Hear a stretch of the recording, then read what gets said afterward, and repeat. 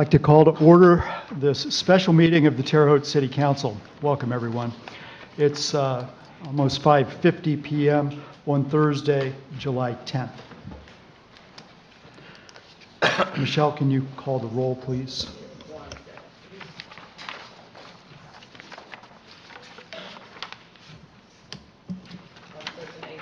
Here.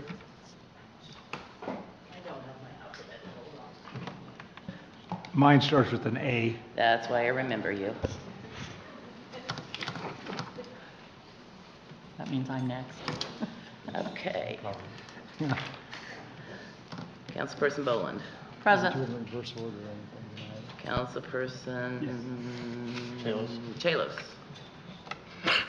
Present. Councilperson Devon. Here. Councilperson Dinkle. Present.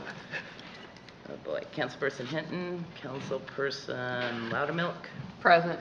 Councilperson Nation. Here. Councilperson Thompson. Here. 8 are present, 1 is absent. First order of business, please, Michelle.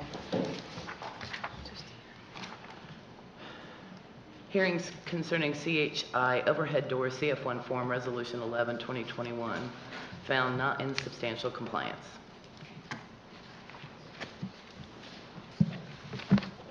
Do we have a petitioner for this? Welcome. Hi, thank you for having us. I'm Tisha Pfeiffer. I'm the CFO at CHI Overhead Doors. Our primary location is in Arthur. We decided to expand into Terre Haute. In 2021, following COVID, we just had large demand. It was close to the main facility, so it made a lot of sense. Coming out of COVID, obviously demand contracted a little bit, so we've been a little bit slower to get to the headcount that we expected. We do have still a lot of optimism about how large we're going to be able to be over here. In fact, we are just finalizing the purchase of a plot of land with a building, a dilapidated building on it, that we plan to take down and build another facility there just across the street from our existing facility. So we also are working to try to figure out how to bring more lines over from our existing facility to bring more demand, which would also then need more teammates to produce. We're also looking at different revenue streams to bring in new products and those types of things. One thing we focused on, we do it in Arthur, we love to do it here in Terre Haute as well, is the community and the different athletics and academics that we can be part in. So between like the Boy Scouts, the high school, Little League, cross country, all of those, we've been table sponsors or large sponsors or total sponsors. We've had a few come to us and ask, anywhere from $1,500 to $5,000 for equipment and things like that.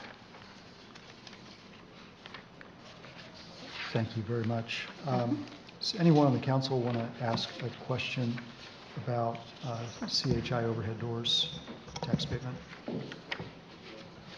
Councilperson Boland? I don't have a question. I just want to thank you for getting this information to us early so we could have time to digest it before the meeting. No and also to compliment you on the community engagement. I really Thank you. appreciate that. Thank you. I yield. Anybody else? Mr. President. Councilperson Dinkle. So as estimated on the SB1 when this was first completed, you had noted an additional 130 employees and you're currently at 56. Do you see that growing beyond 56 in the near future? Yeah, in fact, we pulled this morning and we're at 67. So we Okay. continue to grow. It's just, we're definitely seasonality where Sure. the fall is our bigger season. So we'll see a ramp up and we're owned by Nucor, which is out of Crawfordsville. So we did lose a few teammates after the sale that went up to there. So Sure. we've been backfilling those as well. But we do think one thing they don't do is lay people off. So we try to make sure everyone that we bring on is going to be there, and we need that head. So we'll definitely start ramping up again in the fall. Okay. And I think it's important to note that although the number of employees may be off, the salaries are closer. So I think that's worth Yeah, noting. one thing, when we were purchased by Nucor in 2022, they have a production bonus program, so it's a pretty lucrative program for the hourly teammates. So our pay band did go up for all of our hourly teammates as well. That's good to hear. Thank you. I yield. Anybody else? I just one question. Will we, Michelle, will we review this again next year? Yes, Okay, thank you. there are several years left on Okay, their abatement. I just want to make sure. Thank you, I yield. Okay. All right, so it looks like it's either an approve or deny. I'm happy to accept a motion. Councilperson DeVaughn. Yeah, President Nation, I move that we vote to approve CHI overhead door CF1, Resolution 11, 2021. Second. It's been moved by Councilperson DeVaughn, seconded by Councilperson Boland, that we approve CHI overhead doors CF1 form for Resolution 11, 2021. All in favor, please say aye. Aye. Opposed? Thank you very much. Thank you. all. Very much. Okay, George, you're on. Move to adjourn. Second. It's been moved by Councilperson Azar and seconded by Councilperson Dingle that we adjourn. All in favor, please say aye. Aye. Opposed? We stand adjourned for about 5 minutes. Folks, if you've shown up in the last couple of minutes, that was a tax abatement compliance hearing. We reviewed the 30-some tax abatements that are actively in play for Terre Haute. Over the course of our last few meetings, we found one that we had questions about. That was a representative of that company answering those questions. So on that note, see you in about 5 minutes for the meeting that you all came for.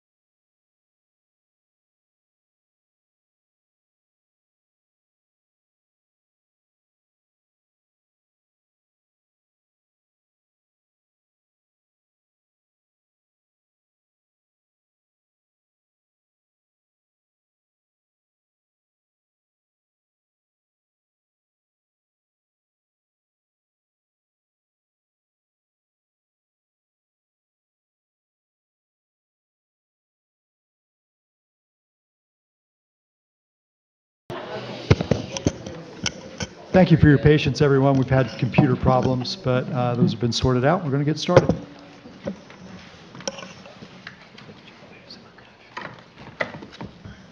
All right, so we're good. Welcome to the Terre Haute City Council meeting. Today is Thursday, July 10th, 2025. It's about 10 minutes after 6. It is our custom to start our meetings with a moment of silence and the Pledge of Allegiance to the flag. And tonight we're going to be led in the pledge by Councilperson Anthony Dinkle.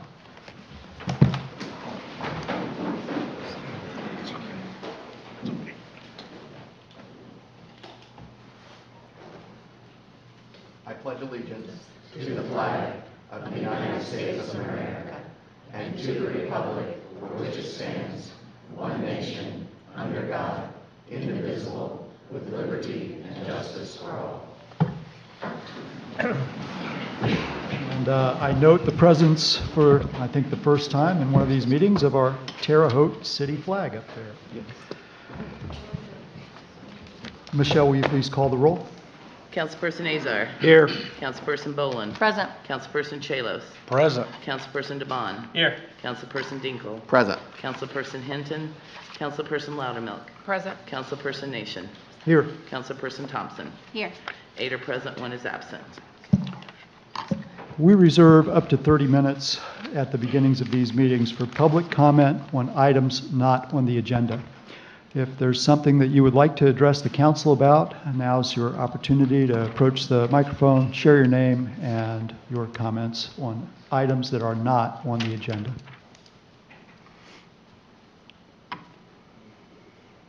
Hearing none. Well, Councilperson Loudermilk. Can I say something? Yeah, if we of don't? course. I would just like to say that about 2 or 3 weeks ago, everyone knows we had either the straight line winds or whatever we had come through the city. And of course, my district takes in the north end, and the north end got hit pretty bad.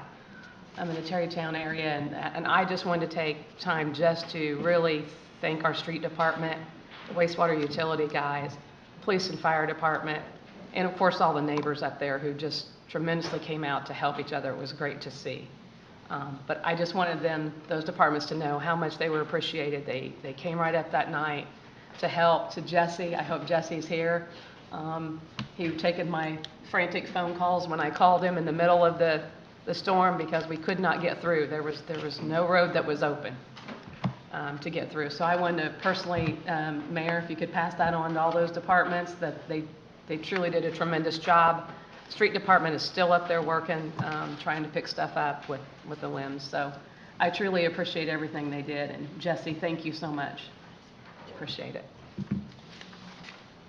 Thanks, Councilperson Loudermilk. Anybody else? Okay. Corrections to the journal. There are none. Communication from the mayor. Welcome, Mayor Sackman. Hey, good evening, Councilman Nation and members of the Terre Haute City Council. We're just going to discuss 3 topics today. The first of which is something that we've been working to put together, but it's to highlight our youth engagement in the community. And I actually think the events of July 4th at Indianapolis kind of point to the need for this. We have seen in some larger cities across the state of Indiana an increase in juvenile violent crime. And I'm very specific to say violent crime, not crime overall. So today we're just going to chat a little bit about the program, some of the programs we put together here. Let me rewind and back it up. All right, so one of the things that we're focusing on is empowering future generations through the concept of servant leadership.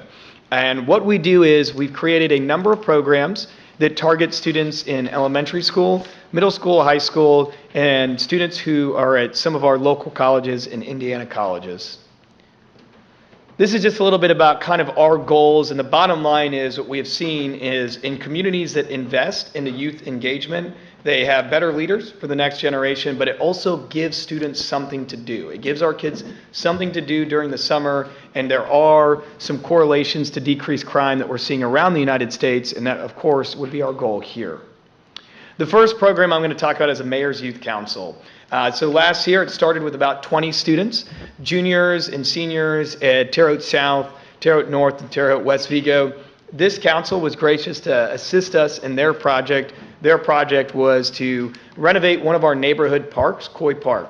So they got a chance, they heard from some council members, they heard from the city staff and engineering and the Parks Department. They developed a budget, and then they fundraised for a project. But it was also a little bit of a reality check. So Coy Park was not what they wanted to do initially. Initially, they wanted to improve Fairbanks Park's amphitheater. But as this council is well aware, as well as the city full-time staff, that is a $500,000 project. So with the cost and the time, they settled on redoing Coy Park. And through this journey, they found out that the family that this park is named after had a child who was in a wheelchair. And this is an ADA-style park. The next phase of it will, of course, fence the park. We have gotten the equipment ordered, and we look forward to installing this park probably the September-October timeframe. There are some supply chain issues with that. Really good program. I think for next year, we're at 29 total applicants, and I never thought we'd have to do this, but we might have to whittle it down to 25, and that has been difficult. I don't know if these students all use ChatGPT or something, but the letters that they wrote are all really, really good, and it has been a difficult decision and one that I've been putting off, if we're being honest. Next is the City of Terre Haute internship program. We have an intern in the mayor's office. Our previous two interns, one is going to law school at St. Louis University. We're very proud of Victoria. And of course, we've got another intern who's getting his PhD in political science, Austin, and another intern, she's finishing her collegiate career playing soccer at University of Rhode Island. Proud of those three. This year, we have Kiana Young, who's on the your far right, my far left. She's a senior at Indiana State University, very involved in the NAACP chapter, served at the State House this past winter as an intern. So she works with our legal intern, Sydney, our communications intern, Nicole, as well as our interns for the planning department. She is paid for by Indiana University, and Grayson, who's our engineering intern. So between these five, what are they doing? Well, obviously they work for those departments. They do a lot of tasks. What I'm very proud of is we started free public transit in the city of Terre Haute, Indiana. We then realized that a lot of these bus shelters kind of stink. They haven't been updated in a long, long time. So how do you select which bus shelters to renovate? They worked with Maitrey, Marcus, the MPO to really create a map that shows the highest used routes, the highest used neighborhoods, the timeline of when these bus stations were built. They created a funding plan, and so we are going to go to the MPO, Metropolitan Planning Organization, apply for a program that they basically pay for 80% of the project, we pay for 20%. Our goal next year is to do 6 bus shelters that are ADA compliant, that have a map, that have routes, as well as update our city's website with the bus times, update the app, and come up with, with some individuals, they need to click a button and hear. Like they literally need to hear what stop they're at. So those are some of the changes that this group is working on. It is very intensive to get a lot of that data onto one map. And this group does that on top of the 2 or 3 dozen tasks that I come up with in any given day, because I'm always kind of going and I read something online, I'm like, let's try that. So their workload is very difficult for an intern program, but I'm proud of the work that they're doing and look forward to their final presentation. The next is, I'm not as smart as some of the interns, so instead of coming up with a super cool project, I play a lot of pickup basketball, and I'm not that good. So one of the gentlemen in the bottom photo, he dunked on me, and he's in 8th grade. Kidding aside, though, what we are trying to do is renovate our basketball courts and improve our community centers. So this is modeled off of, we've seen this in Baltimore. Their young mayor there has put a ton of time into reading programs and sports programs. They are on track to have the largest homicide decrease in their city's history.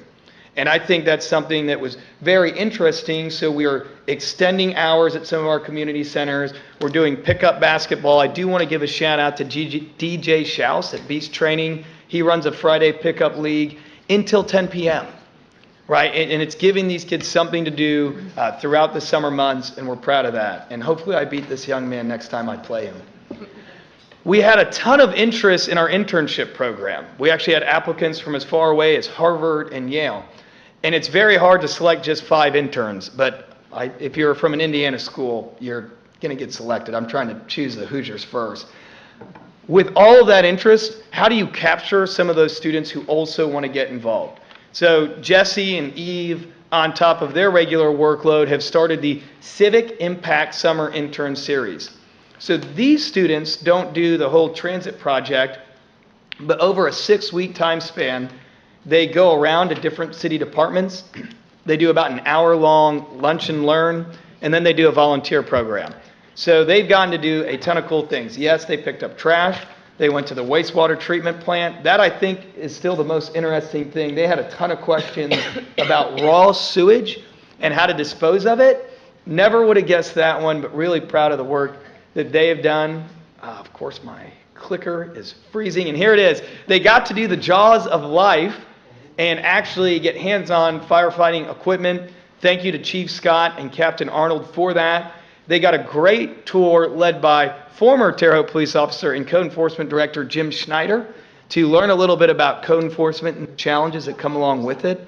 A certain detective, Josh Loudermilk, then gave them a tour of the entire police facility, talked through the difference between detectives and uniform operations. And, they got to do cool things like go to the humane shelter and take pictures with kittens, but also learn about the challenges of animal control and how it's difficult to navigate lax state laws balanced with stronger local ordinances and the challenges that come with funding a program for that, which, by the way, we'll have updates for you in August on that program. The last 2 slides that I'll talk about are our Terre Haute Fire Department, our Terre Haute Police Department. I am beyond proud of the Terre Haute Fire Department, Police Department, as well as their local unions for really engaging the youth. They go out to the elementary schools, they do programs, they pass out hats, and they just talk and listen to some of these kids. Some of these kids who've had a number of experiences, challenges, and problems, and they get a chance to see what a firefighter looks like, see what a police officer looks like, and hang out with them. We do a lot of block parties, a lot of events for the Boys and Girls Club, for the school corporation. You'll see a lot of those red hats, so I'll skip this slide so that way Chief Barrett sees some of the cop stuff and everyone's happy. But the police department is also doing it as well, and I'm very, very proud to talk about what I'm going to talk about next. It's a little bit frustrating and frankly a little bit morbid, but our Indiana Crimes Against Children Task Force has relentlessly been pursuing child predators who target kids online. And something that we also do in our police academy, in our elementary schools, is talk to kids about online safety. This was not that big of a problem just a handful of decades ago, but between the changes in technology and the youth's drive to technology, there are some horrible, horrible things that people have been doing online. And if you choose to do that in Vigo County, we will hunt you down and put a stop to that very quickly because of our partner task force with the Indiana State Police, as well as our Sheriff Department and, of course, the Terre Haute Police Department. We do a lot of fun events as well, block parties, rock climbing walls, bubble machines, of course, more basketball, the dunk tank, as well as feed kids. We assist a number of our food pantries and will continue to do that throughout the calendar year. That's just a little bit about our youth engagement, some of our focus areas. I wanted to highlight that since we're halfway through the year. The next 2 topics that I'll discuss, the first is the city. It is very hard to read 884 pages of a federal bill. I am not all the way through it. I got pretty far, and then there were some amendments and some changes. What we know today, some of the discretionary grants for the Department of Transportation and Department of Justice will go away. They are funded for about 2 to 3 years. The city has applied for several, specifically on the DOJ side. One that we applied for is a cops hiring grant, body vest, updated technology. We will continue to pursue those. We have gotten good dialogue from the federal delegation in D.C. that they are going to look to re-look at that through the appropriations process. We certainly hope that they will. There is some strong concern surrounding HUD, Housing and Urban Development. So Jordan Marble, who oversees the redevelopment department, that is where the HUD funds are housed. The CBDG and home program have funded millions in infrastructure improvements as well as income-based housing projects. A great example, Councilwoman Loudermilk, Councilwoman Bolin were with me when we broke ground of a 56-unit income-based senior housing project. There's a huge need for that, not just in Terre Haute, but frankly across the United States as we see a workforce that's beginning to retire. There are some challenges on fixed income. Those types of programs are at risk. We have taken an initial about 20% cut to that, and through the appropriations process, which should begin, I say should, I don't know what happens in DC, but they say should begin at the end of this month, we are budgeting for another 20% decrease. That means for the city of Terre Haute over 3 years, a loss of anywhere from $2 to $3.2 million to redevelopments, CBDG, and home programs. I would be remiss if I did not say there are some positives to the bill. Of course, there are some of those tax breaks, and I would say that most everyone in this room, our tax breaks will expire in 2028. But if you are a billionaire, those will be permanent in case that affects anyone who's watching or here in the audience. To continue the dialogue, around taxes, we spent a lot of time analyzing the impacts of Senate Bill 1. We've received our first of 2 settlements for our current property tax formula, and it does look like we'll receive a little bit more than budgeted. That is good because that builds our cash reserve. Again, we're really pushing to have a 60 to 90-day cash surplus in the general fund. The dream scenario is to be at 120 to 180 days. Of course, that will always be our end goal. What is concerning about Senate Bill 1 is the income taxes go away in 2027. So what that means is the state of Indiana will release estimated numbers early 2027 or end of 2026. Then this city council and the current administration will be forced to vote on a local income tax in the fall of 2027. Sounds like that legislation was purposely written to force a vote on taxes days before early voting starts, but that is neither here nor there. What we have done is we've looked at the current income tax rate and what Terre Haute would lose. So if we did not pass a 1.2% income tax, we would lose about $16 to $17 million. And that loss would happen in EDIT, Economic Development Income Tax, CAGIT, which I don't quite know what that acronym stands for, and I forgot to write it down, and PS-LIT. What we do know is if we voted for a 1.2% lit, which would keep, honestly, our city tax rate for income taxes the same, it only comes in at 14.5 to 15 million. One would ask, how is it that if the city keeps the tax rate the same, they receive less? Well, some of what we get through PS-LIT, CAGIT, and EDIT is what's known as supplemental lit. That's when the state kind of holds a reserve. Sometimes they release it. That program is slowly going to be phased out. A lot of different numbers there, folks. What I'm trying to articulate is, starting in 2028, that calendar year, based off of potential actions in 2027, the city is looking at a $2.5 to $3 million loss from income tax alone. This does not include the reduction in growth that would come in through the property tax formula that has since changed. Anytime I talk about property taxes, I do want to end with a lot of people have questions about their assessment. So assessments across the state rose 12%. And a very simple question that always gets asked. Say my assessment went from $5 to $10. Would my tax rate double? The answer is no. It can only go up at most 16 to 20% because each of the units of government, your county, your school corporation, your city, can have a max increase of right around 4%. So that would be capped. What Senate Bill 1, where we're going to see the impacts is, as the deductions increase, the net assessed value compared to your taxable value, that delta grows and grows and grows. So your taxable value multiplied by your property tax rate, that number over time goes smaller and smaller and smaller.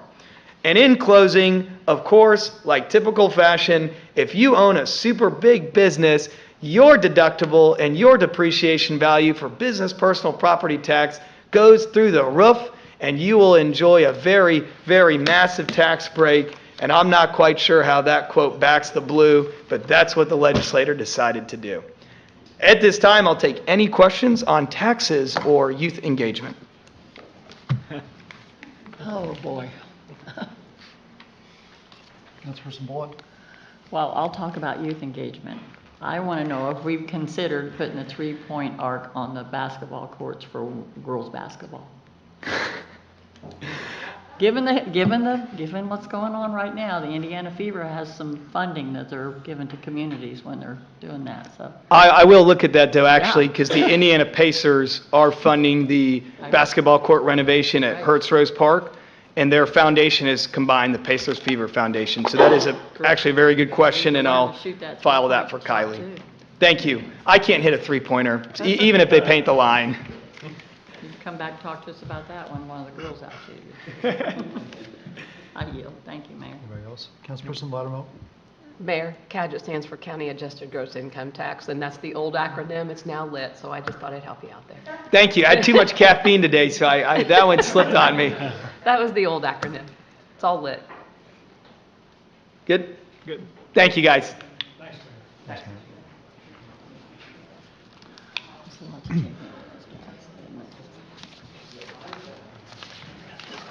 All right. Moving on, reports from city officials. I do not believe there are, oh, yes, there is one. Welcome, Chief. Mr. President, council members, Derek Scott, Fire Chief at Terre Haute Fire Department. Wanted to give you a real brief update. I became the fire chief in January under the direction of Mayor Sackman. We had 129 firefighters.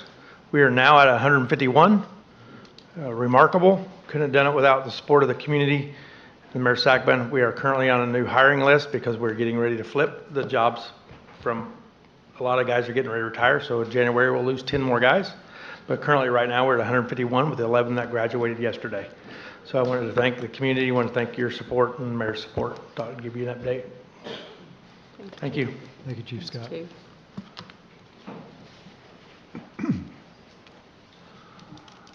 Reports from the Board of Public Works and Safety. I don't believe there are any. Reports from standing committees. There are none. Non-standing committees. There are none. Items previously tabled. There are none. Tax abatements for confirmation. There are none. Items on second reading. There are none. Items on first reading. Appropriation 7, 2025, $27,401.23 from THPD Continuing Ed number 0233 to THPD Continuing Ed Purchase of Equipment number 0233002504 444010. As a reminder, you must vote to take action. Welcome. Good evening, council members. My name is Devin Hubner, and I'm the Systems Administrator for the Terre Haute Police Department. I appreciate the council hearing our requests. My first request is concerning a transfer and additional appropriation of funds. The Terre Haute Police Department is requesting transferring funds from the Abandoned Vehicle Non-Reverting Fund to the Continuing Education Fund. The Police Department is requesting an additional appropriation in the Continuing Education Fund under the line item of Purchase of Equipment. The Terre Haute Police Department is requesting a transfer of funds from Abandoned Vehicle Non-Reverting to THPD Continuing Ed to cover two purchases. The first purchase is in the amount of $7,103.81. The Terre Haute Police Department has hired a new social worker and has become involved in working ICAC, or Internet Crimes Against Children cases. Due to the sensitivity of these cases, both were provided private offices. This created office space without furnishings. The police department purchased furniture matching the current department furnishings from the original supplier. An invoice of $7,103.81 from RJE Business Interiors has been attached. I have that if you guys need it. The second purchase is in the amount of $20,297.42. This purchase is for equipment used by the Terre Haute Police matron to track ticketing more effectively. The equipment was purchased from Cardinal Tracking Incorporated.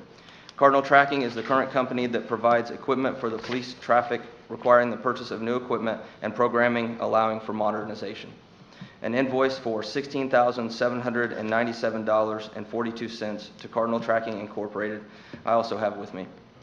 The equipment also requires an annual maintenance fee of $3,500, totaling $20,297.42. The total of both purchases is $27,401.23. And again, I have copies of the invoices with this request. Thank you, Devin. Is there anyone from the public who'd like to ask a question about appropriation number 7, 2025? Council? Councilperson Thompson. Thank you. For the new social worker, exactly what type of work are they doing with ICAC? Oh, they are not. It was. I'm sorry if I was confusing. They're two separate. Oh, okay. Two separate entities, both moving with separate office spaces that needed privacy. Okay, so office space for the social worker, then also Yes. office space for Yes. the officers working at ICAC? Yes. Okay. Sorry. Oh, that's all right. And the new ticketing program, could you tell me a little bit more about how it advances the technology or what's new about it? The most I can say about that is we had a system. From my understanding, it's outdated and unable to be used any further. This is something that we must have had for a while, and this is a new ticketing system to track the ticketing more effectively. Okay, and officers still able to ticket from the vehicle and Yes, all that? Okay. yes. This was solely for the Terre Haute Police Department matron that does the ticket writing. Oh, okay. If I could help, in 2014, we moved parking tickets from the city clerk's office to the police department, and they went with Cardinal, and Cardinal sent them an email. I had spoke with Steve Lockhart previously, stating they would not support the software anymore, and there had not been any updates since 2014. We've run into that a lot. This Yeah. year, it seems like. Yeah, and so it's not part of the traffic ticket system. Okay, They will not allow them to issue parking tickets through that. gotcha. I yield. Thank you. Anybody else? Mr. President, Councilperson Loudermilk. if there's no other discussion, I would like to make a motion that we vote to take action on appropriation 7, 2025. Second. It's been moved by Councilperson Loudermilk, seconded by Councilperson Chalos, that we take action on appropriation 7, 2025. All in favor, please say aye. Aye. Opposed? All right, we can take action. Mr. President, Councilperson Loudermilk. I'd like to make a motion that we approve appropriation 7, 2025. Second. It's been moved that we approve appropriation 7, 2025 by Councilperson Loudermilk, seconded by Councilperson Chalos.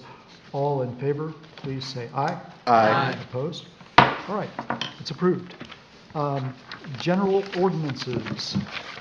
General Ordinance 2, 2025, amending City Code Chapter 10, Article 2, Division 8, Historic Preservation. Area Planning gave an unfavorable recommendation. Okay.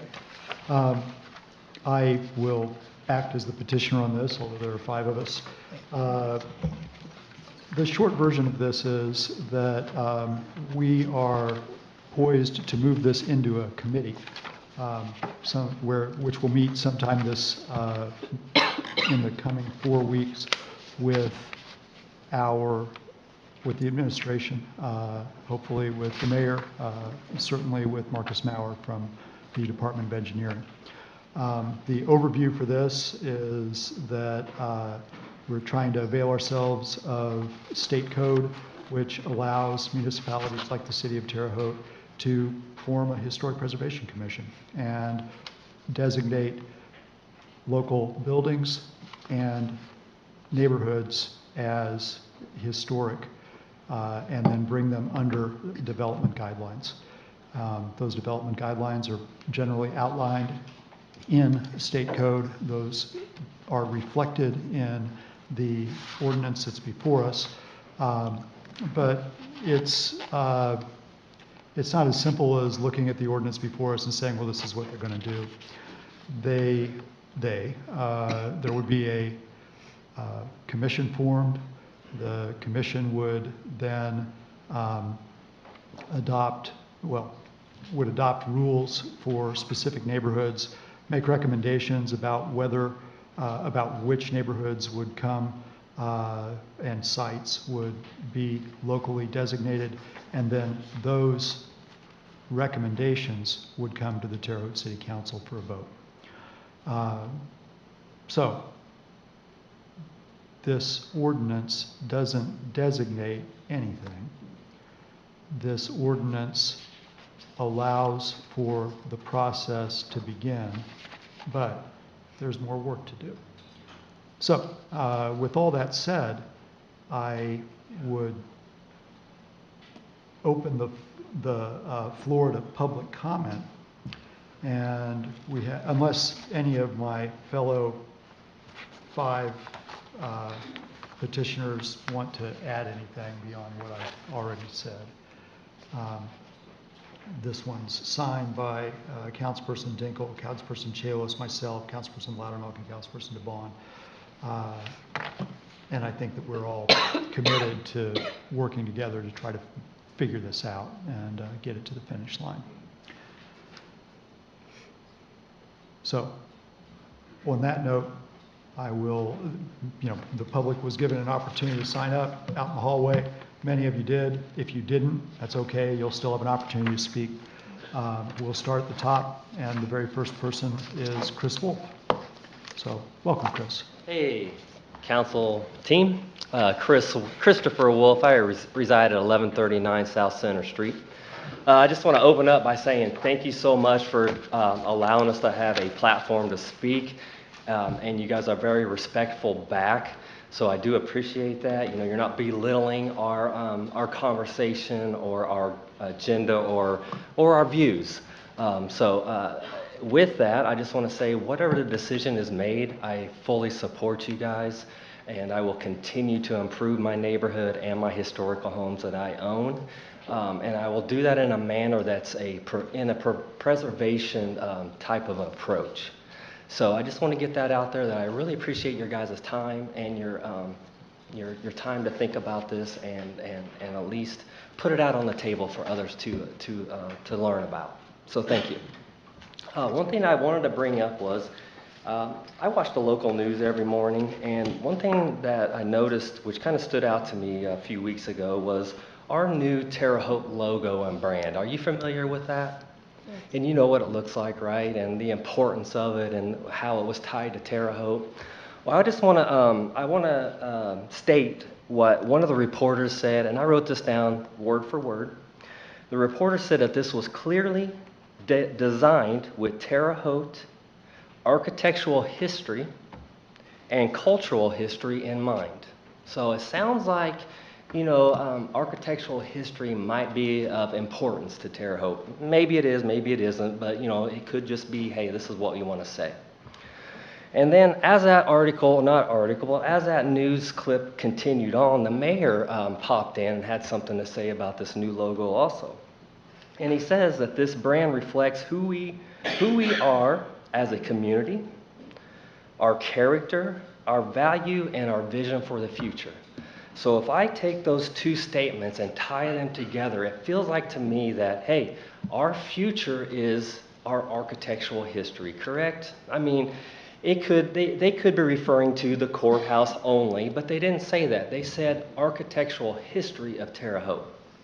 So I feel like, it is important to Terre Haute, and this would be a good tool to start that and protect those types of architectural histories that we are proud of.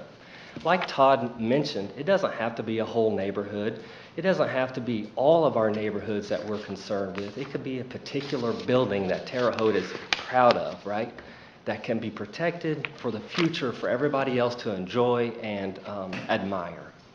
Therefore, I just wanted to say that I do support this at whatever level you guys decide. Thank you. Thank you, Chris. Next on the list is our city engineer, Marcus Maurer.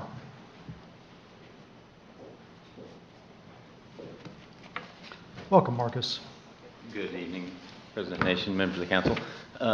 So I didn't come to speak against historic preservation. I'm all in favor of that. I do have some particular issues with this ordinance, but it sounds like it's going to committee. So I'll keep it short and say that I will look forward to working with you to preserve our history in a way that is enforceable, as I think our office is probably going to play a big portion of that side of it, and doesn't put too big of a burden on those that can't handle the burden in our neighborhood or in our city. So I appreciate it and look forward to it. Thank you, Marcus. Next, Margaret Herdlick.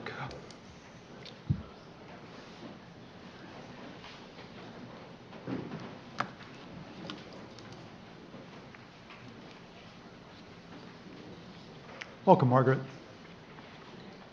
Thank you. My name is Margaret Herdlick, and my family and I have lived for 25 years in Farrington's Grove.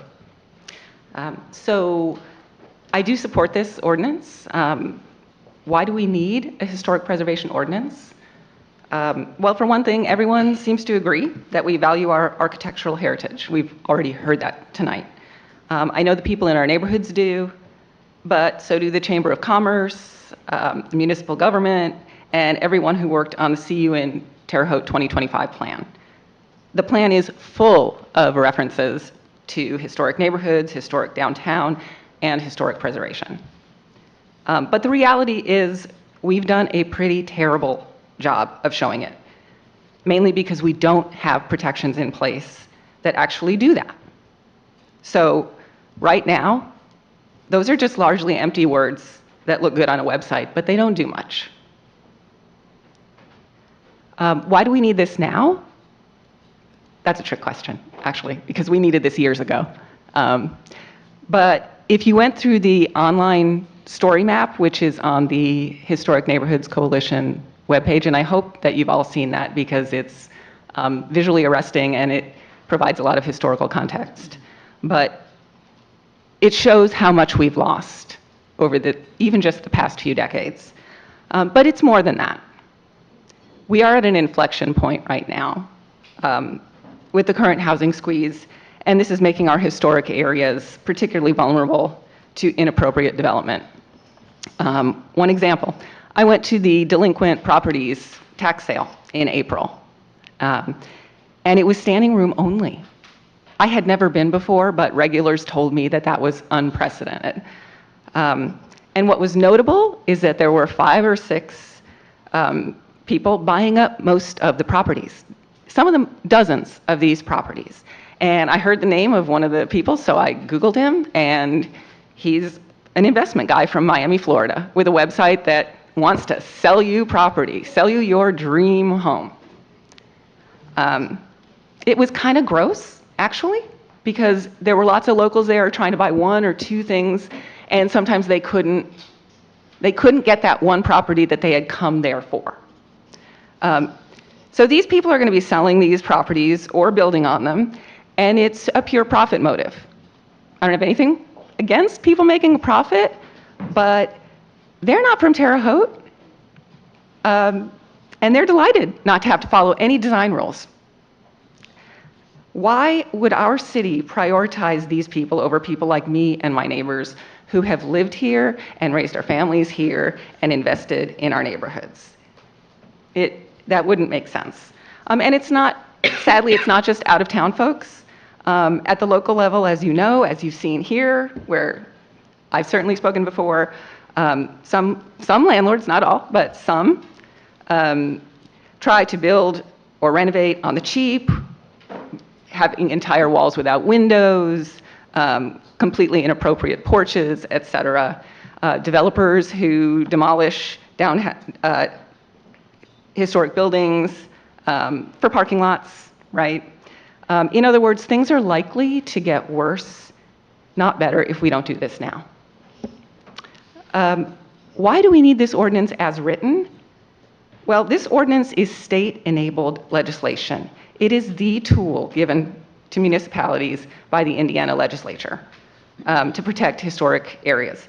And it was intentionally crafted by experts to give us both protection and a certain amount of flexibility.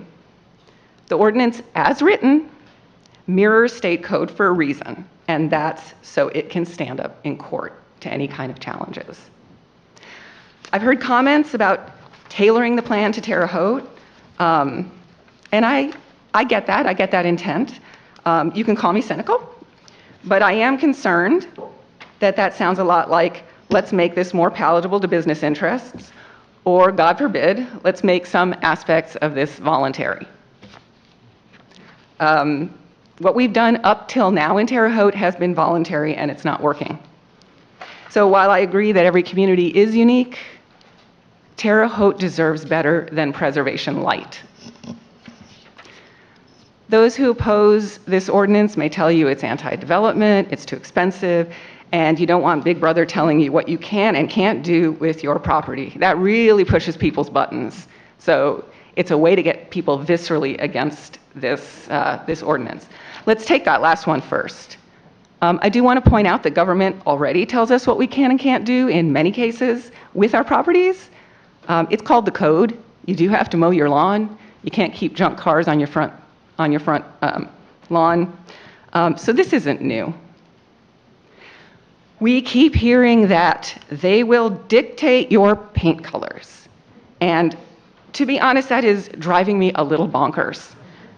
Because first of all, there are provisions for the commission to exclude paint colors. So we can do that. But also, I don't know if any of you have looked into this, but I happened to, a couple of days ago, find a website for a historic preservation commission in another city, and right there, they listed 3 lines of paint that you can use in their historic district. And it's great news. Benjamin Moore, 119 colors that you can use. And if you don't like any of those, you can use Valspar, which has 140 colors. So I know I sound snarky, but it really drives me crazy when people focus on the minutia, like paint colors, when it's a way of either fear-mongering or creating a diversion from what's really at stake here. Owning a house is expensive, but individual homeowners generally want their homes to look nice, and they try within their budgets to make appropriate changes.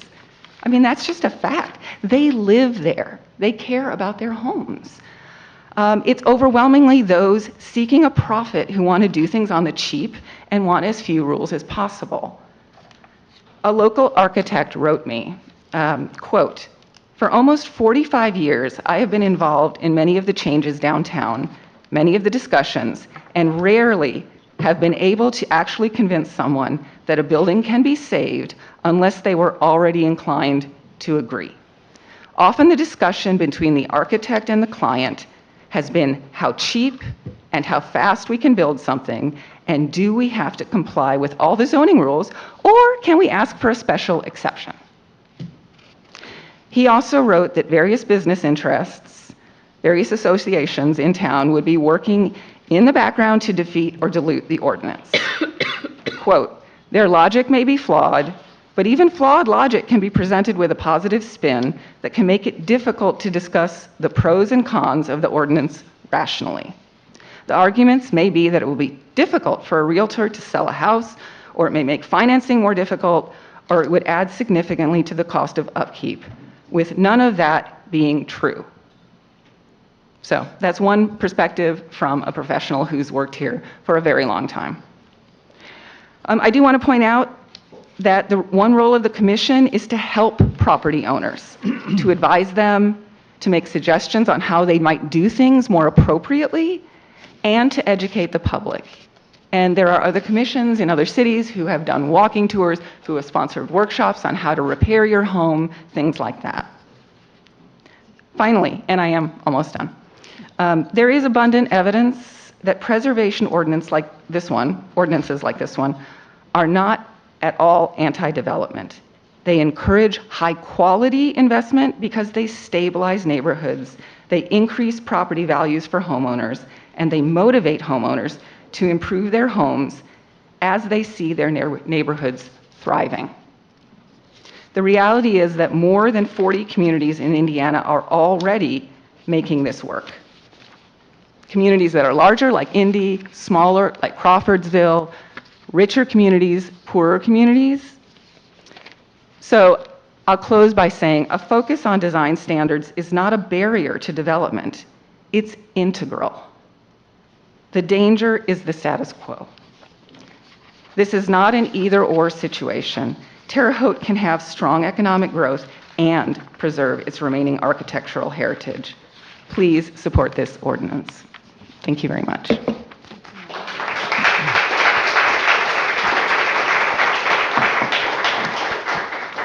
Thank you, Margaret. Next up, Anita Davis. Welcome, Anita. Thank you. I'm Anita Davis. I live in College Park neighborhood on 9th Street, and I lived in the middle block in the middle. So I'm directly across from College Park. It's too big a house, so I need to move, and so I chose a house. So my address is going to change by one number. I'm going to move one block. It's a real small house, so I have to add, I can't go from 5,000 square feet to 1,000 square feet again. So anyway, I chose to put an addition on. And my builder is Billy Southard. I think some of you know them. The work has been extremely quality. And when he went to do the project, I just assumed we were going to have an aluminum sided addition. And he said, if we take down the brick from the garage, mind you, was built in 1920 along with the house, can't fit a car of today's size. So I'm not losing any garage space. And we could then put the brick on the front, and he went ahead too and matched the roof line. It looks, and I know those of you who have seen it, like it was always there. And I was talking to him, and I was telling him about this ordinance, and he said, yeah, we've needed it for some time. And he chose to talk about Farrington Grove. He said, I remember when I was younger, and I went through that neighborhood, and it's just not the same. So the houses have changed because we haven't had this ordinance. When you have this ordinance in place, it will set standards. It's nothing different than a homeowners association, which a lot of people choose to live in a homeowners association. But like we said, the ordinance before you has a lot of flexibility, and you can make a lot of choices within that. But we would stabilize neighborhoods, and we need that desperately. And when you have a stabilized neighborhood, it increases property values. And I don't have the figures before me, but I'll get them to you. But the cities that have adopted this have seen property values increase, and therefore their budgets are allowed to increase with it. So from an economic standpoint, it's a great thing to consider. Margaret was talking about somebody buying property from Florida. And my daughter lived next door to a house. The house was condemned, but somehow it fell through the cracks, and she calls it a slumlord from California bought it. And they could see into the basement, and she was afraid her dog was going to fall in the basement. So she called the city got after her, and they did fix it, but it's just putting a Band-Aid on what needs to have some serious work done to it. And after having several people, a lot of them with like 12 kids in a 2-bedroom home, it went into an Airbnb. And then she had people coming in and out and everything. And it's all because the person doesn't live here, doesn't care, just wants to collect a paycheck. And I don't want to see Terre Haute turn into that. Downtown does not look anything like it did when I was growing up. And that's sad, because a lot of cities, even Rockville, around the courthouse, they've got nice big buildings all the way across one side that are all original. And they weren't always nice looking, but they're nice and clean, have businesses, apartments upstairs. It's really, their downtown is looking a lot nicer. And I think that, and we're the only city with this population that doesn't have a historic ordinance. And it's time we have it. Thank you. Thank you, Anita. Next up is Shep Poland.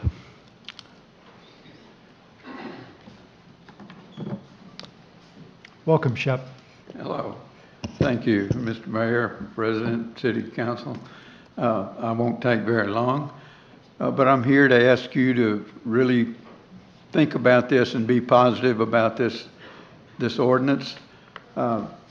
I am not from here. I've only lived here about 4 years, so I cannot speak to a lot of history that's taken place. But after being here for 4 years and meeting a lot of the people that I've met and learning a lot of the things I've learned, and have people show me different things, and everything from how this is now called the crossroads, how the labor movement, a lot of it was started right here. There's a lot of history here in this town.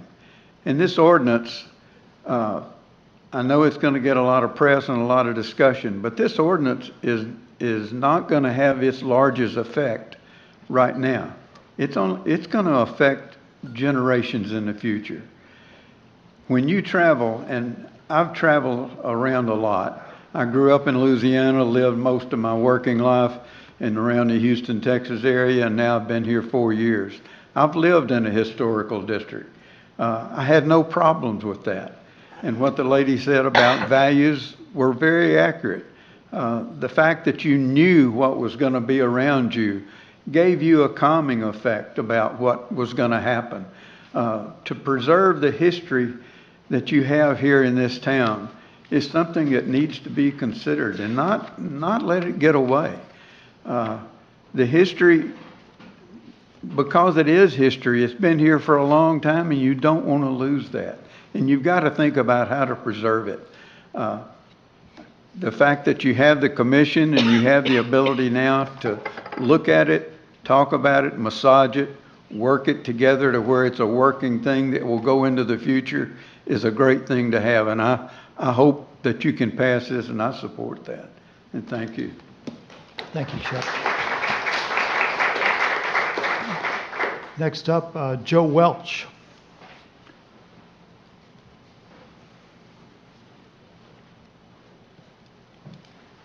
Welcome, Joe. Good evening, Councilman. My name is Joe Welch. I am the president of the College Park Neighborhood Association and co-founder of the Historic Neighborhood Coalition.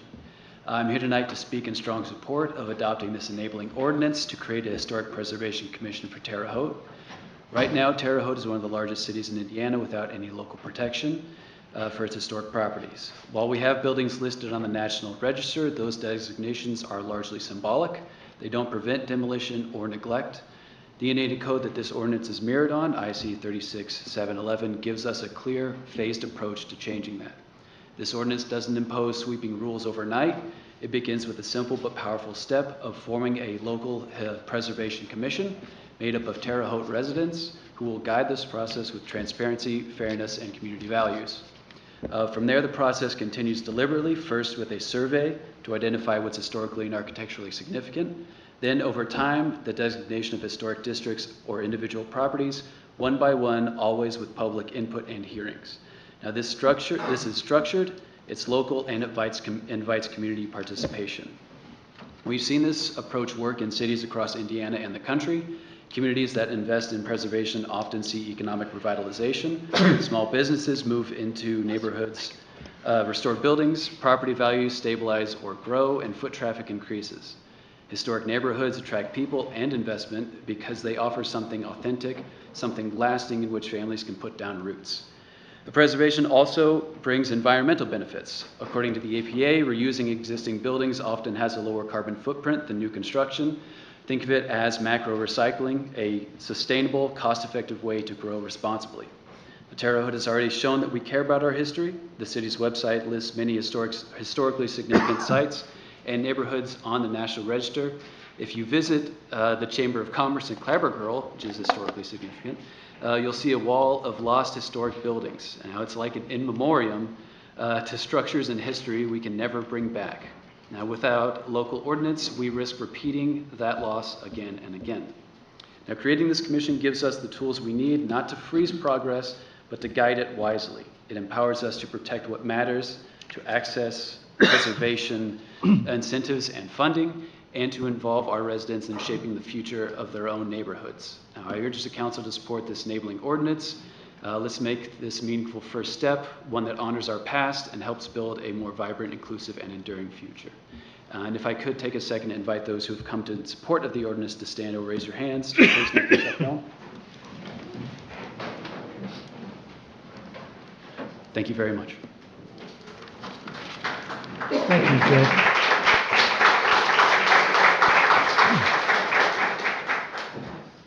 Next up, Rachel Ramirez.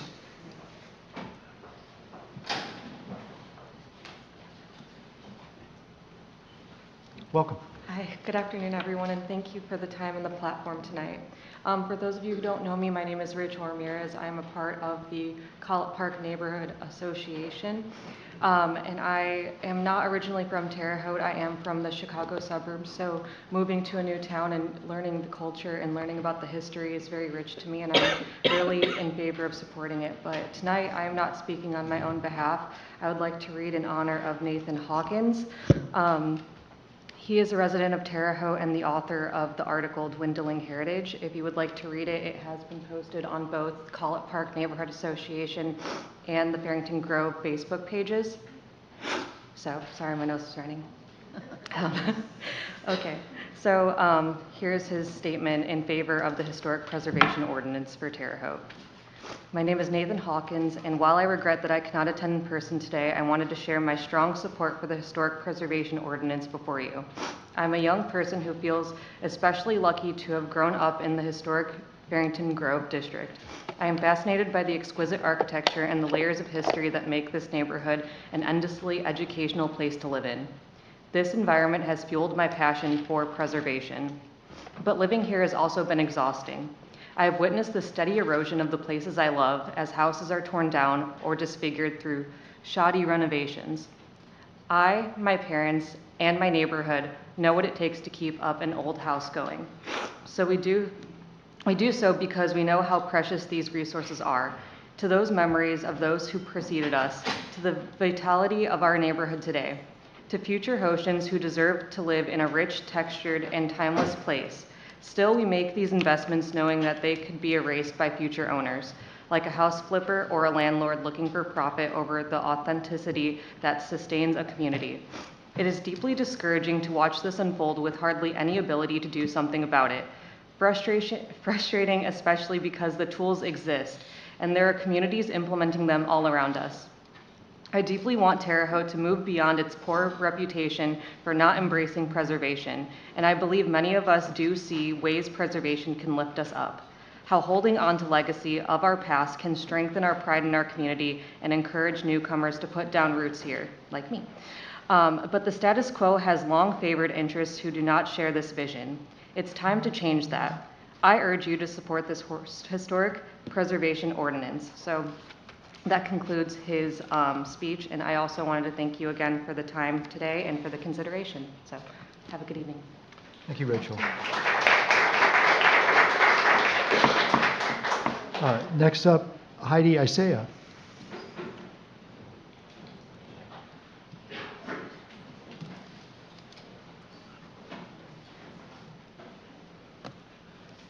Welcome, Heidi. Thank you. Can I just ask one question before I go? Has this been brought before you before? Like, is this the third time it's been brought forward, this particular idea? This is the third time since I've been paying attention, which is over 30 years now. Okay.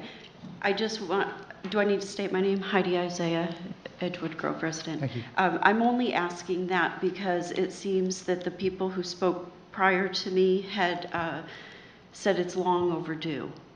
And I feel by your response, it's long overdue. This does not need to be kicked down the road any longer. I'm not originally from Terre Haute. I grew up in a community in New York, and respectfully, our community was in awareness of what it means to keep things historical. Harriet Tubman had a home. It's still preserved. You can tour there. William Seward, who was a U.S. Secretary of State, his home is still there, preserved. He loaned Harriet Tubman money to purchase her home, and she would pay him back with interest. So each community has their own story to tell. And I've lived here for 15 years, and I feel Terre Haute has its story to tell, and we need to be able to preserve that. I'm here today to express my support for the establishment of a Historical Preservation Commission. Benefits of historical designation. Designations can help protect historic properties from demolition, neglect, or insensitive alterations. Incentives. Tax credits, grants, and other preservation incentives may be available to owners of designated properties. A sense of community pride. Designation can enhance community identity and pride in its history. Economic development. Historic preservation can be a catalyst for economic development through tourism and revitalization of historic areas. For example, Edgewood Grove represents a significant part of our community's cultural and architectural heritage. Preserving it not only honors the history embedded in its landscape and structures, but it also ensures that future generations can connect with the rich story of our shared past. A historical designation would protect historical assets from future development threats and recognize its importance in the broader narrative of our region's development. I urge you to support this effort and help secure the legacy of historical areas in Terre Haute for years to come by establishing a historical commission sooner than later. Thank you.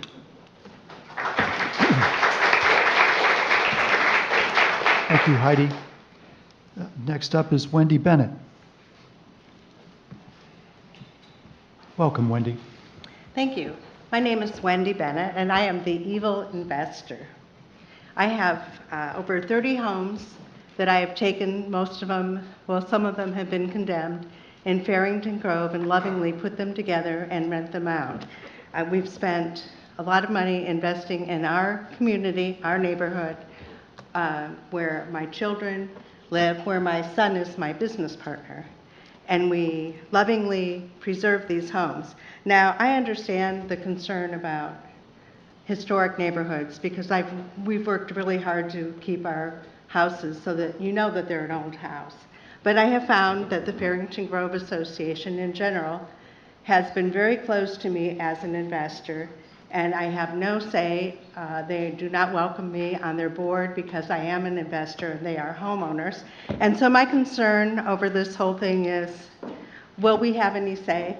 Where will it go? Where is it going? Who's making the decisions? And who's making the decisions for us? Is it going to be worth investing? I mean, I've spent 35 years working on these homes. And I'd be happy to show you them because we're proud of them and we realize that the history is important. But I feel like this is sort of a slippery slope.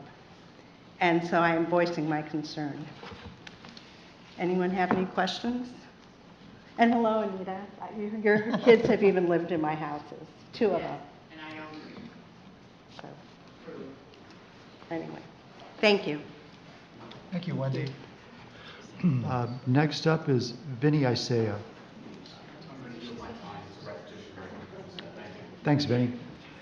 Next is Jenny Mueller.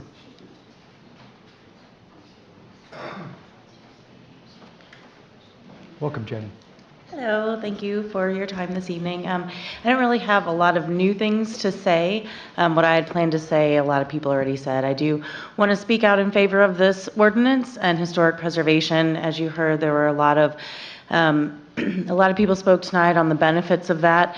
The one thing that I did hear was, possible naysayers to historic preservation was that it was anti-development. And so I just did a little bit of research to see, if I could find some examples of where that was the case. And I found nothing. All that I found were examples of how historic preservation districts actually improve economic development and the positive impact that these districts have on economic development. Some things that people have already said, right, with higher appreciation rates of the homes, more stable neighborhoods, market resilience, and also looking at our heritage tourism, right? People that actually travel to communities that have historic areas preserved to showcase that rich history that we do have here in Terre Haute. So that's all that I just wanted to echo in support of this ordinance. Thanks. Thank you, Jenny. Next up is Michael Carroll. Welcome, Mike. Thank you. Michael Carroll, 812 South Fifth Street. I'm going to abbreviate my remarks because I think a lot of it's already been said. The only two reasons really that I'm still getting up here is, number one, I put my name on the list. And number two, my wife is watching on YouTube at home, and I promised her. Back in 2005, I've done this before. There's a number of you councilmen that I've been up in front of before, and I appreciate you guys' service. At least you three. And you by name, Norm. I had an opinion piece I wrote for the Trib Star back in 2005 on this subject. So I've been doing this for at least 20 some years. I'm going to read a little excerpt from it just to make my point. While I respect and understand some council members' position that each property owner has the right to do with their property what they will, it is also the council's responsibility to provide order to the city of Terre Haute. Without order and guidance, these types of conflicts between citizens will continue to occur. Following the residents' chance to speak and of the issue, the councilmen had an opportunity to discuss the matter among themselves. During this time of discussion, Council Norm Loudermilk, as part of one of his comments, said that it was not the council's responsibility to provide order. It's the policeman's job. That was my moment that I realized. While I believe Councilman Loudermilk was correct, I also believe he was incorrect at the same time. It is true that the police are here to provide order. The police are here to assist the citizens in the enforcement of laws and to maintain order. For that I respect them, honor them, and envy their bravery in the commission of their duty. It is the City Council and the Mayor of Terre Haute's responsibility to provide order in a broader sense. The City Council and Mayor are tasked with, in part, providing the laws which are to be enforced on a daily basis. They are also tasked with providing continuity to the fabric of the city. That includes helping the citizens of Terre Haute to have pride in the city, in the communities, and in the neighborhoods. When people come to Terre Haute and look to find a home, part of that includes knowing that the neighborhood is stable and safe, both of which are provided by police and the ordinance that you enact. This historic preservation ordinance helps provide that stability and safety. That is why you should vote in support of the historic preservation ordinance. Thank you, Michael.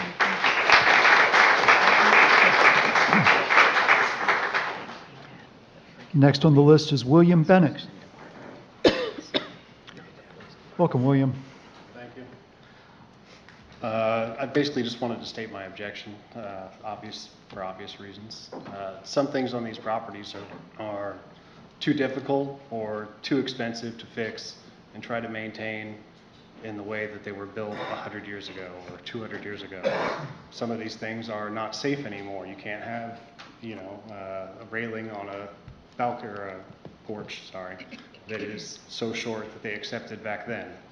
And so whenever you work on such thing, you have to bring it back up to code, which then takes away from the historic nature of it anyways. But I just wanted to express that point. As an investor, it makes it very difficult to put money into it and maintain it and keep that historic nature to it.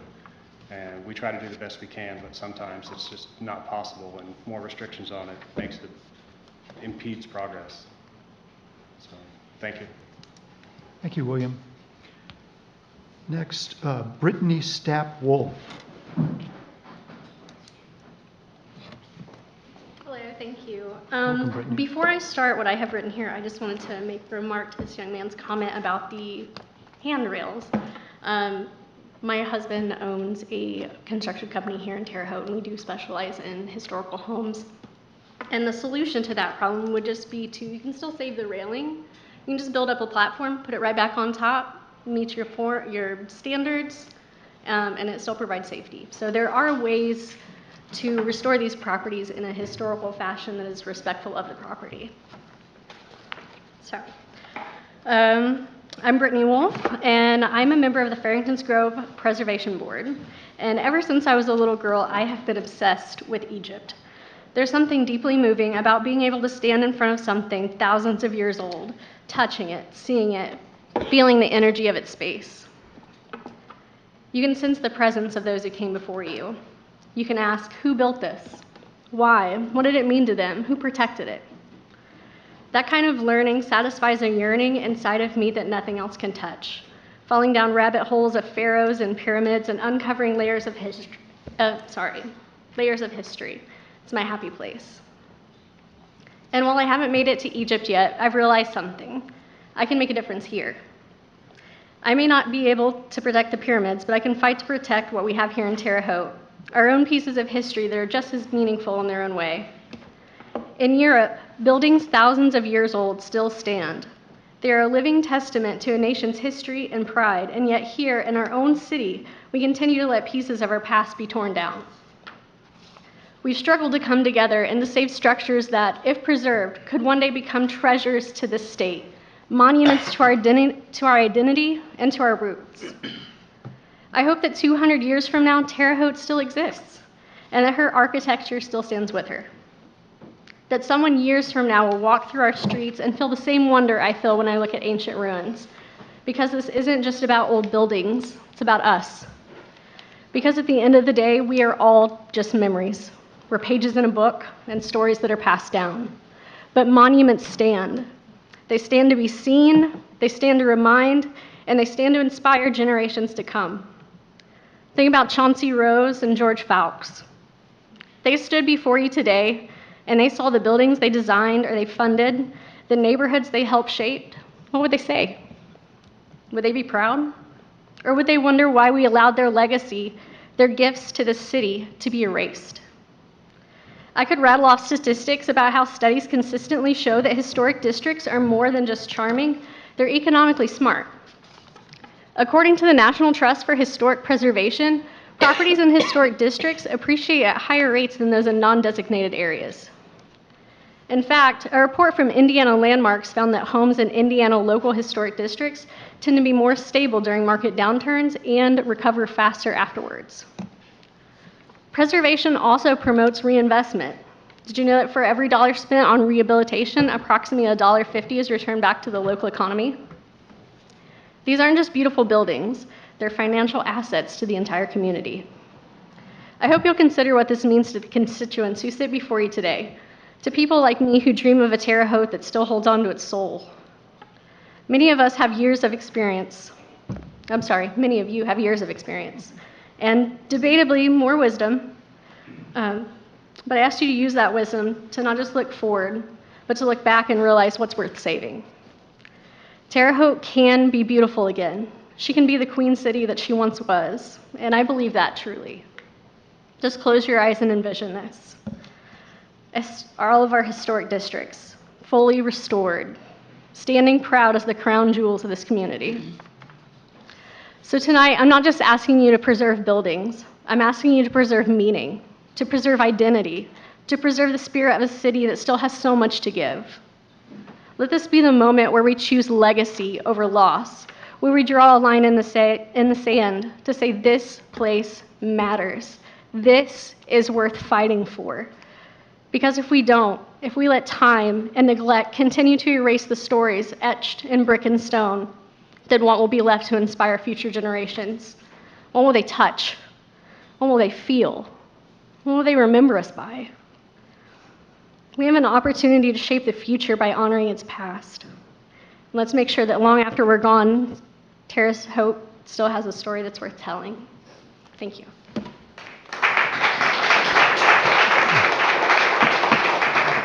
Thank you, Brittany. That's the end of the list of people who have signed up. If you still would like to add something, please approach the podium and share your name with us. Welcome. Hi, Marissa Northam, 1438 South Center Street. A resident of the area for 13 years now, a nomad by birth, as I'm a military vet daughter who was born in one state, raised in another, and eventually located back here where I had extended family in Paris, Illinois, and so forth. I graduated from Marshall, Illinois, and then went on to St. Mary the Woods. And the reason I say that is because it was my junior year of college that brought me to Terre Haute really for the first time. I had been there, shopped there, but by living there in one of the apartments in the big houses in Farrington's Grove in the early 2000s, by kind of a slum landlord, I took walks in the neighborhood, and that's when I first began to experience what it means to have heritage, what it means to have roots in a place, and I fell in love. I fell in love with the buildings of the families who beautifully, meticulously maintain those old structures. And I began to appreciate the difference between those and those that were not doing that at only 17, 18 years, 19 years old. It would be a few years before my dream of owning an old home would come to pass. I moved to Houston, Texas. I'm a teacher by trade. None of those big cities, none of the other places had a place like Terre Haute where I could come and I could live in an affordable house that also had the heritage I was looking for. And so, yes, it took me a few years to save up the money, but back then my $82,000 house, little bitty house in Farrington's Grove that I purchased in 2012 is worth double that now. I've remodeled the inside extensively, but I wasn't able to get to the outside and return it to more of its character. It has the old-fashioned metal siding that was put on about 50 years ago, and they covered up some of the beautiful windows. So from the outside, the history's gone, but I try to make up for it with beautiful landscaping. And then we purchased the house next door, Eileen Prose's house. And I got to enjoy the exterior as well as the interior. And Chris Wolf was the one that made that possible by updating the interior that had not been updated since the 60s or 70s. And so now I have this beautiful home. I still own the home next to it. And what I learned along the way is that you don't grow up, or you're not born going, I'm an historical preservationist. It comes through your experiences. And when you come to a city like ours and you have people of like-minded, intentions of preserving the history, you begin to develop that on your own. When the people in leadership, when the people around you value that, you learn to value that too. And as a teacher at Honey Creek, I teach my 8th graders through project-based learning, and I make them get out into their community. They did 2 projects specifically that went to the small businesses in Terre Haute, and that also went to the history of Terre Haute and some other things. And I made them learn about that because the attitudes of so many kids that they're getting from their parents is Terre Haute's terrible. Terre Haute has nothing to do. And that's not true. And I want them to feel that, and they won't feel it if they don't have adults in their life helping them see that. So I show them like the City of Terre Haute video that was created under Mayor Sackbun and a few others. I think it was you, right? The wonderful video that's like the marching band down Wabash and... No, we edited a piece. Okay, I apologize. I show that to them and I hype them up with excitement because this is Terre Haute and this is what makes it great. But if we lose all of the history, all we're left with is just a city. And cities come and go, and there's always a city.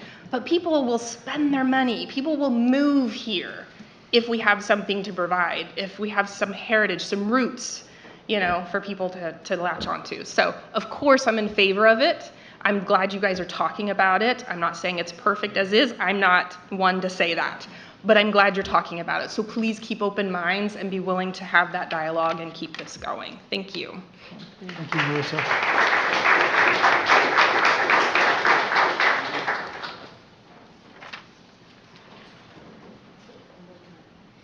Welcome, Susan.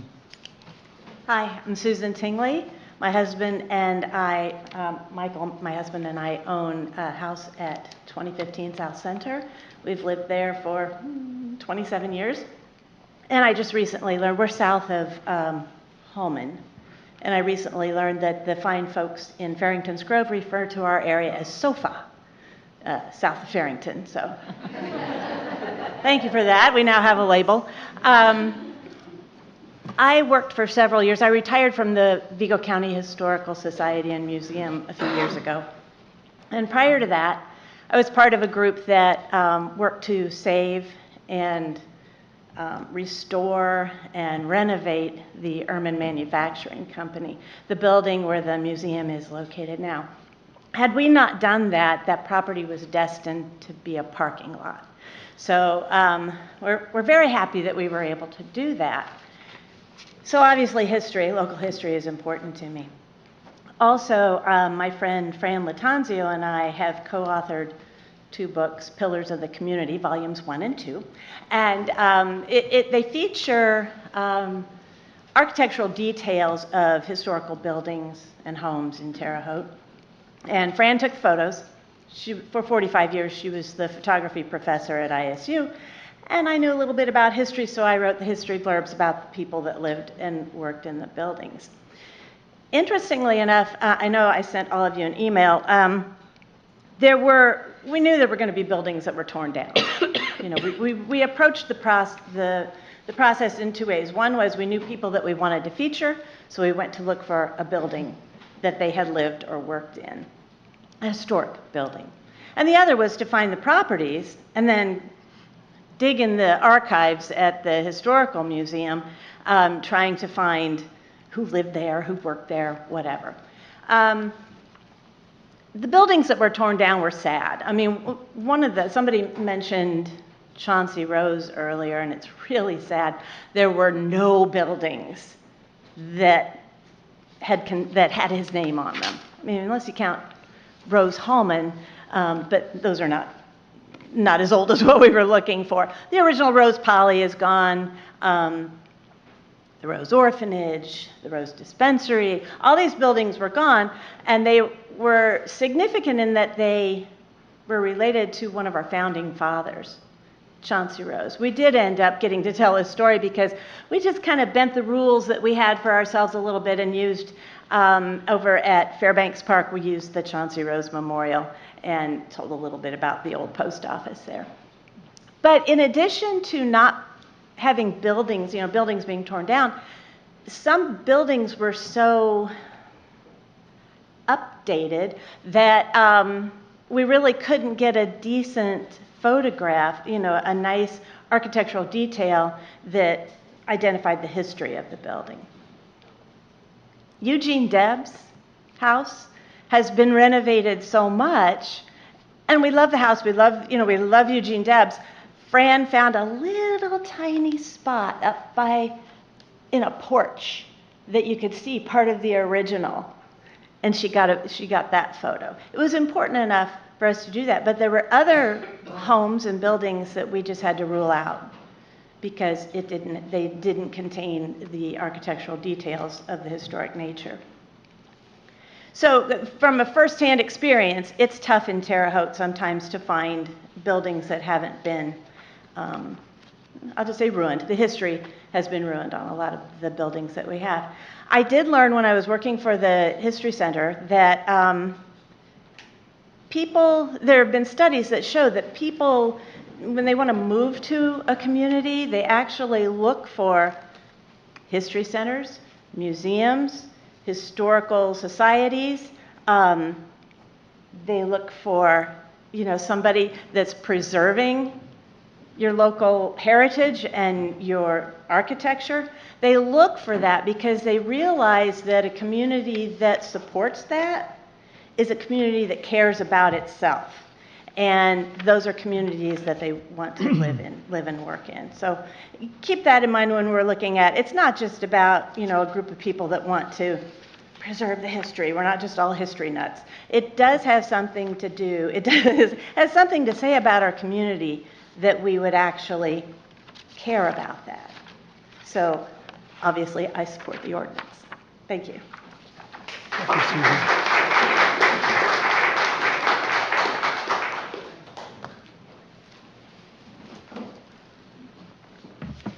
Welcome, Tommy.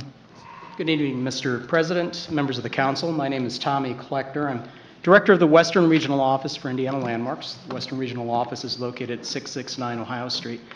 I'll keep my comments brief because you have heard from a number of informed, passionate individuals about the importance of a preservation ordinance, how it could benefit Terre Haute, and they've said it more eloquently than I probably can. I do want to just reiterate several points. Councilman Nation, in his opening comments, indicated that an enabling preservation ordinance like the one before you, if adopted, designates nothing. It is by separate ordinance, recommendation by a preservation commission, that a local historic district is established. This body is the entity that establishes local historic districts. So that's something I think that's important to keep in mind. Ms. Edwards, when she introduced the general ordinance number 2, she indicated that it received unfavorable recommendation from the Area Planning Commission. Just want to clarify that local historic district designation is about design. It has nothing to do with land use and should have nothing to do with zoning. So there's, where this has been proposed and brought in muddies that a little bit. And I ask council and city administration to see how that can be clarified before the ordinance is brought back for consideration. Local preservation is most effective at the local level. And one of the tools that's been given to local municipalities is a preservation ordinance, the opportunity to create a commission and have that commission work to identify those significant historic places, buildings, sites, and recommend protection. Communities around the state, nearly 60, have adopted such an ordinance. This tool has been available since the late 1970s. It's been updated over the years by the General Assembly to improve it. They have established new procedures within that enabling legislation to ensure that local commissions and local communities can fully utilize the aspects of this ordinance that ensure protection and preservation.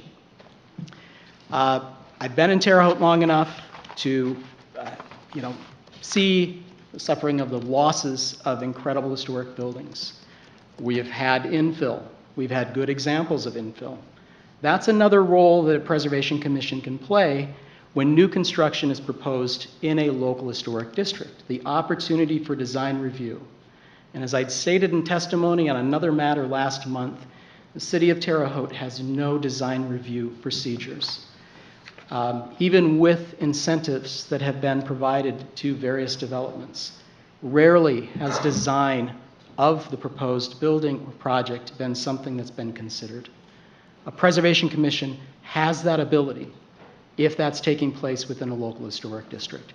That further ensures that new construction is of a design and hopefully a quality that that building will continue to serve long-term, that it contributes to the architectural heritage, the streetscape, the neighborhoods in which it's being built, and hopefully something that's worth preserving once it reaches that 50 years old or older point.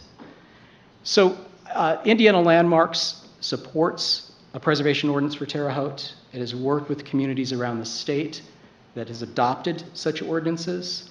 There are hundreds of communities around the country that have used the same tool to serve as an economic development tool, to serve as a neighborhood stabilization tool, a community revitalization tool. But again, that designation of local historic district is done by this body.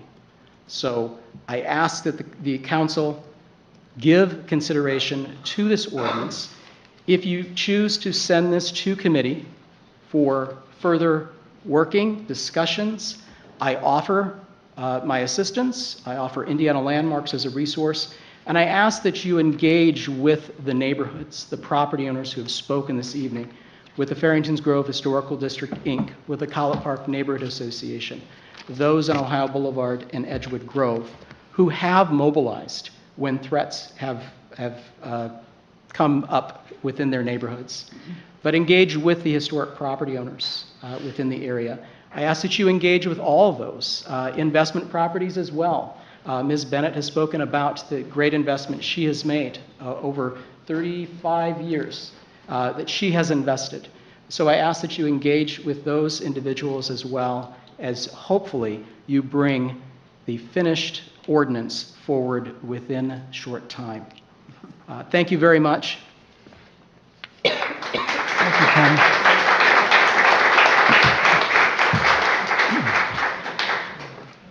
All right, is there anyone else who would like to? Welcome, Linda. Hi, my name's Linda Lambert, and I'm for historic preservation. I just think there's some things you have to be real careful about. I'm on the board for Habitat for Humanity. There are many homes in historic areas that, of course, don't want a Habitat for Humanity home in their area. Another thing we've faced is we can afford to take a home and get rid of the asbestos, get rid of the paint with lead in it, and so we can't do that. We work closely with the Department of Redevelopment, and we have had vacant, pardon me?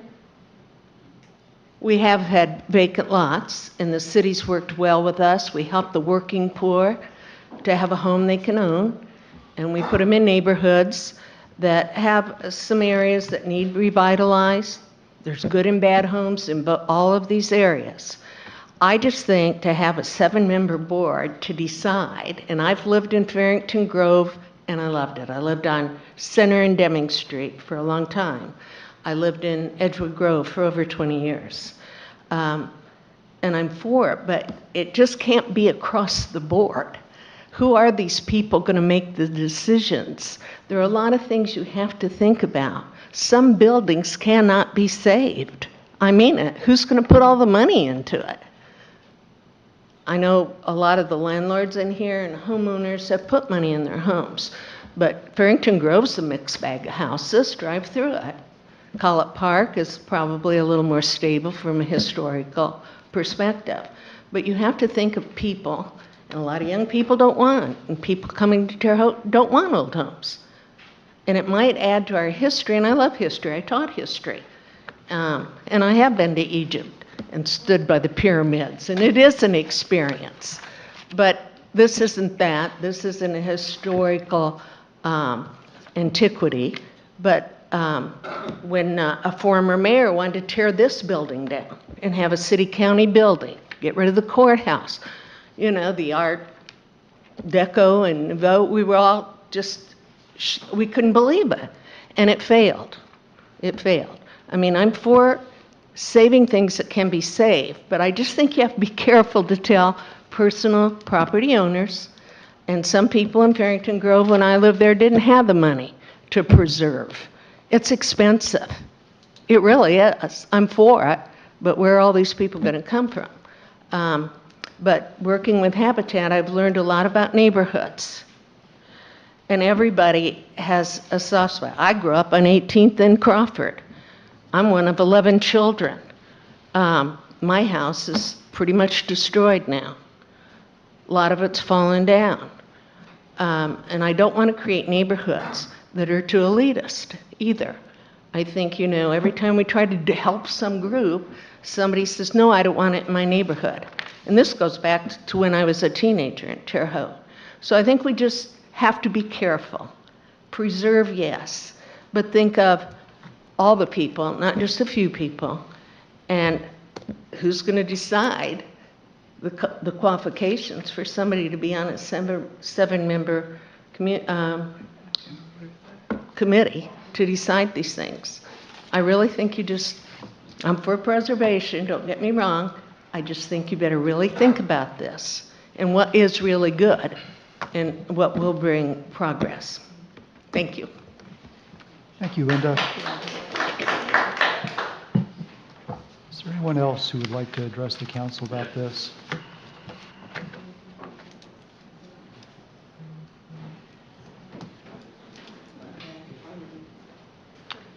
Welcome, Ben. Hello. Ben Linderman. 2/3 of the day I reside between Swan Street and Holman Street, and then I sleep in the evening at my farm, 6215 West Jones Avenue, West Terre Haute. And I've done a little bit of everything. I'm a landlord, a real estate investor. I like to think of myself as a preservationist. Pretty broad. You know, I want Terre Haute to be a beautiful, vibrant, engaging place. I want tenants to have quality housing. I want, you know, balance in the neighborhood between homeowners, landlords, tenants, just people living, getting along. I mean, I'm heavily invested in Farrington's Grove, but I've renovated 3 nice homes in Edgewood Grove. I've done a little work up by College Park and other places in the city that are not necessarily designated a historic area. But one thing that I always find important in that is balance. So, you know, I generally support the historic preservation ordinance. I like the fact that there's local control. The reason I support it is that I think that you end up with a better, vibrant neighborhood. I mean, if the area is designated or individual property, I know there's rules on how you do all that stuff, and I don't claim to know all the ins and outs of how mechanically it would work. But again, there's some concerns with, I do have some concerns as well, but I think you end up with a better, more beautiful area when there is some level of appropriateness and things. Also, at the same time, you know, there are some things that are just practical. I mean, I started thinking about how would this affect me, and I thought, okay, I don't mind painting a wood-sided building if it's intact and in good shape. But at the same time, I thought about, well, this was at one time a more modern structure. Maybe it was a garage, and somebody converted it to a little one-bedroom apartment, like a mother-in-law's quarters or something. And it's never really had historic siding on it, and it's in the back. Do you have to put wood siding on that, or would vinyl be okay? You know, I mean, and those are my personal tastes. I also think about things like windows. Sure, decorative windows, leaded windows, stained glass windows, little detailed windows. I think it's a crime when someone takes those out. But you better believe, like, that bedroom window or the living room window, like, it needs to work. And so that's a concern, like, and I don't know mechanically how that might work. Maybe Tommy could address that. You know, I know Tommy loves all wood windows.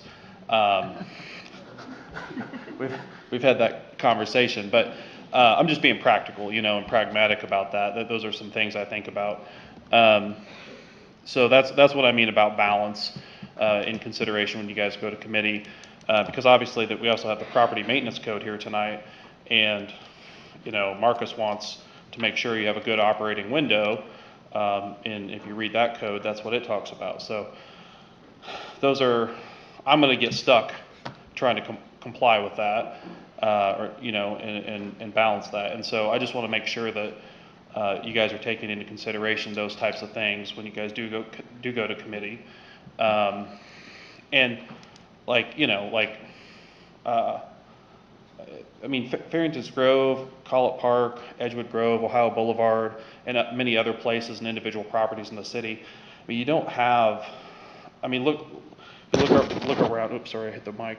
You look around downtown, for example, I mean, Farrington's Grove is the last surviving intact neighborhood that's left. I mean, to the west, it's all commercial. To the east, it's kind of industrial, you know, a little bit of history along Wabash Avenue. And then to the north, you have ISU, and then there's a large swath of property that's been obliterated. that maybe will be redeveloped one day. And so there is a need and a call for some historic preservation.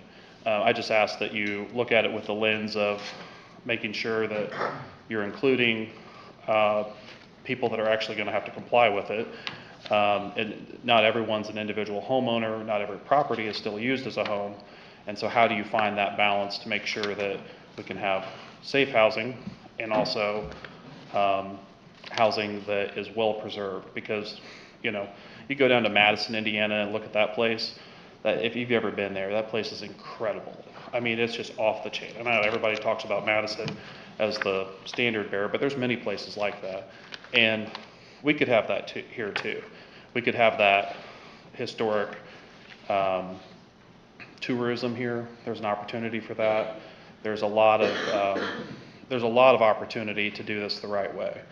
And so, but you also want to make sure that it's not excessively cost prohibitive for certain things. So I think that's all I have to say on this one. Yeah, so that's it. Thank you very much. Thank you, John.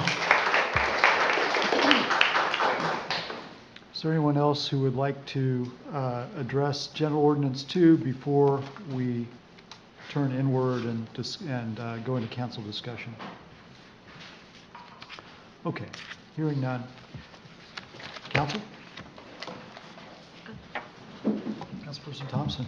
I know we're going to go to committee, so I'll keep this brief. I do just want to address this real quick. The affordability issue. The first house that I bought here in Terre Haute was at 2401 North 11th in Collett Park, right there at the corner. And it definitely needed some work. It was a 100-year-old home. My husband had started back at school, so he wasn't working. I was a first-year deputy prosecutor with $60,000 in student loans, so we were broke as a joke. Didn't have $1,000 to our name. But we managed, actually with the help of Habitat for Humanity, you still see me at your store probably once, twice a week. We were able to get a brand new, historically accurate front door and back door for $10 from Habitat for Humanity. We got a quote to replace the windows at several $1,000s, so we took the weekends and reglazed them ourselves. So we were able to completely renovate a 100-year-old home, historically accurate, for probably, for the exterior, I would say $800. So I just want to say, from my own personal experience, keeping something historically accurate does not make it more expensive. And also, I encourage everyone to read the ordinance all the way through. I think one of the important things is this isn't just a 7-person committee that's just going to be unwieldy and have no recourse. Paragraph E under whatever section this is, section 10, 194.13, paragraph E, any person or party aggrieved by decision of the commission shall be entitled to judicial review in accordance with Indiana Code 421.5-1. That's part of the administrative code.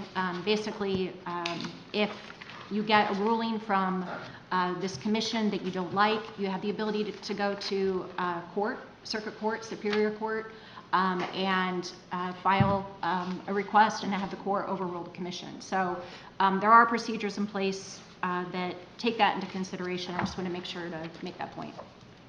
I yield. Thank you, Councilperson Thompson. Anybody else? Councilperson Vaughn. Just a quick question, and I think I've got this, but the committee that would be formed of 7, their recommendation comes before the council, and then the council, am I mistaken or am I correct? No, that's correct. Okay. For the development of the district. Yes, yeah. So when it comes to deciding what districts this would fall within, it isn't simply the committee of 7 who will make that decision. They will make the recommendation that will come before us on the city council to approve or deny that recommendation. So I just kind of wanted to echo what Amanda was saying, that it isn't not all decision is made within that committee of 7. I'll yield for the time being. Thank you, Councilperson Devon. Anybody else? Go ahead. Councilperson Azar. Yeah, I just think, and I'm all for preservation. I mean, our building is one of the older ones in Terre Haute, so absolutely we need preservation. But I'll be honest with you, I have a few more questions than I do answers right now. And I would hope that we can put this into a committee to at least study, and I agree with Tommy, I think mentioned, to have some other people involved, the landlords, the people in the districts, and get their opinions and try to make this so that we don't have to come back and redo it again. So, you know, I've been on this council long enough to know sometimes there's unintended consequences. And if you rush into something, I know everybody says, well, it's been years and years and years. I agree with that. Well, I'm not talking about years ago, I'm talking about today. It's being presented to us today. So I'm not going to talk about what happened in the past. I just think for our benefit as a council to really determine what we should do with this particular ordinance, I would personally like to see it put into a committee for further study and at least get it done within the next, you know, I don't want to set a time limit, but within a reasonable amount of time. I yield. Thank you, Councilman Azar. At the risk of getting gabbled, I'd like to just remind people here, they may want to stay for also General Ordinance 3. I'm very proud of our mayor, the young man in the back, for making the strides he has. Not only could he be on GQ magazine, we've got the only mayor in the state that can be on GQ magazine, but he also has come up with this property maintenance code, which is some of the gripe in this room too. So not to take away from two, but also it'd be nice if everybody hung around and looked at that too, because he is making strides. Sorry, Mayor. He just can't play basketball. He can't get dunked on. But anyway, I just wanted to go ahead and say that. So. Okay, anybody else? Councilperson DeBon. Thank you. Yeah, I also support taking this to committee. I support a historical preservation ordinance. I have a strong passion for our local history. I think it is important. I think it is overdue. I think it will do very good things for our community. But there are concerns. I know we had 4 people come up to the mic with concerns, and all 4 people do a lot for the housing situation in our community. So I do think it's important that we take it to committee and we address those concerns. But again, I support a historical preservation ordinance. I think it will be a great thing. Just think we need to address a few issues, and I support sending it to a committee to work that out further. I yield. Thank you, Councilperson DeBon. Anybody else? Councilperson Boland. So I don't know if this will be a good thing or a bad thing, but I understand I'll be the chair of this committee. So I will take into consideration all the suggestions that have been made here, check with our council attorney to see what we can do and what we can't do for state statute with regards to timelines and who can participate and exactly what that looks like, because this will be the first time that I'm doing this, and we do want to get this right. So I'll commit to putting the time in to making sure we get it right. I yield. Thank you. One more thing. Also would love to see that the mayor gets a big part of this and gets some suggestions in there, because he's going to deal with the day-to-day operations of whatever we decide. So. Yeah, that's an important piece of this, is having the administration be part of this conversation. Mayor, would you like to address us? Yeah, thank you. Councilman Nation and members of the Terre Haute City Council. So thank you for moving this to committee. And one of the reasons we talked about Madison, Indiana, Ben mentioned that Mayor Bob Courtney has actually been a huge influence on me. We sat on a panel together. We've become friends. And so I reached out to Madison, Evansville, South Bend, Lebanon, and Fort Wayne when this particular ordinance came into play.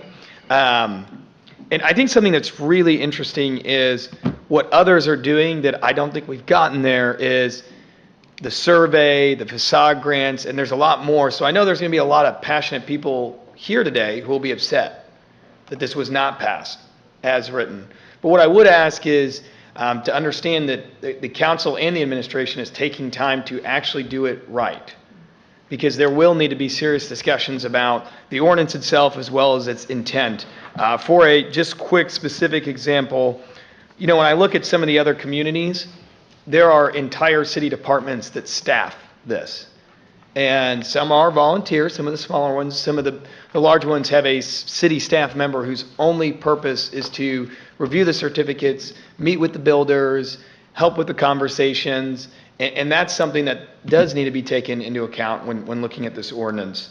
Overall, I do think it's a good starting point, and I think there have been some really good conversations tonight. One thing I will echo is when you do look at the studies, specifically the Indiana studies, there is truth to the property value conversation. We looked at a number of cities and we did find that, and each of those cities kind of handled the facade piece a little bit differently.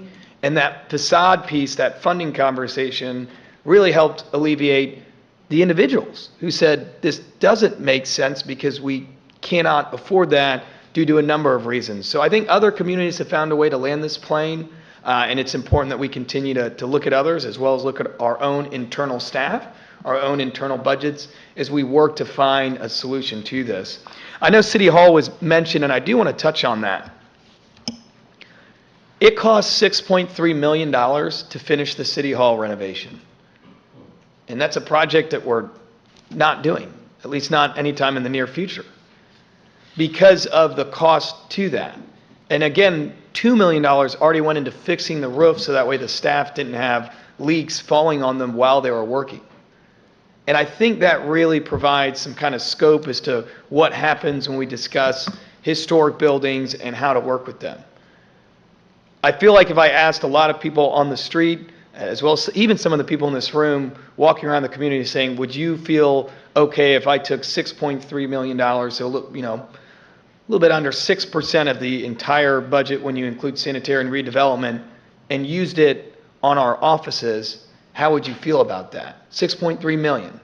The Hertz Rose Park project, the entire project is 3.7. I'm knocking on wood because there are change orders.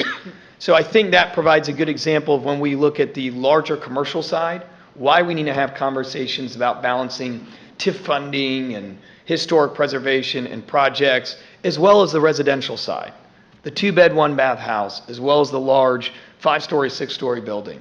So that's kind of, as this came up, I think about 2 months ago, and it made it on the agenda, I did what work I could in those 2 months to try to start calling people, start getting recommendations, even looking at firms across the state who do architecture. And sometimes cities use a different architect than a local architect, because there does need to be a layer of objectivity versus subjectivity to the conversation when such large numbers are involved. And I thought that was interesting, but overall, again, love the concept of a commission, agree with the concept of a historic preservation ordinance. I'll brief kind of a preferred 3-year timeline to the committee, because I think it would make sense to do some targeted neighborhoods, some case studies, and analyze data over 2 to 3 years before you adopt it wider throughout the city. But overall, I'm very supportive of the decision to move it to committee and look forward to starting to get involved in this ordinance. Thank you.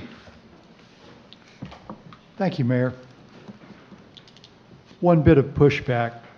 I hope it doesn't take 3 years.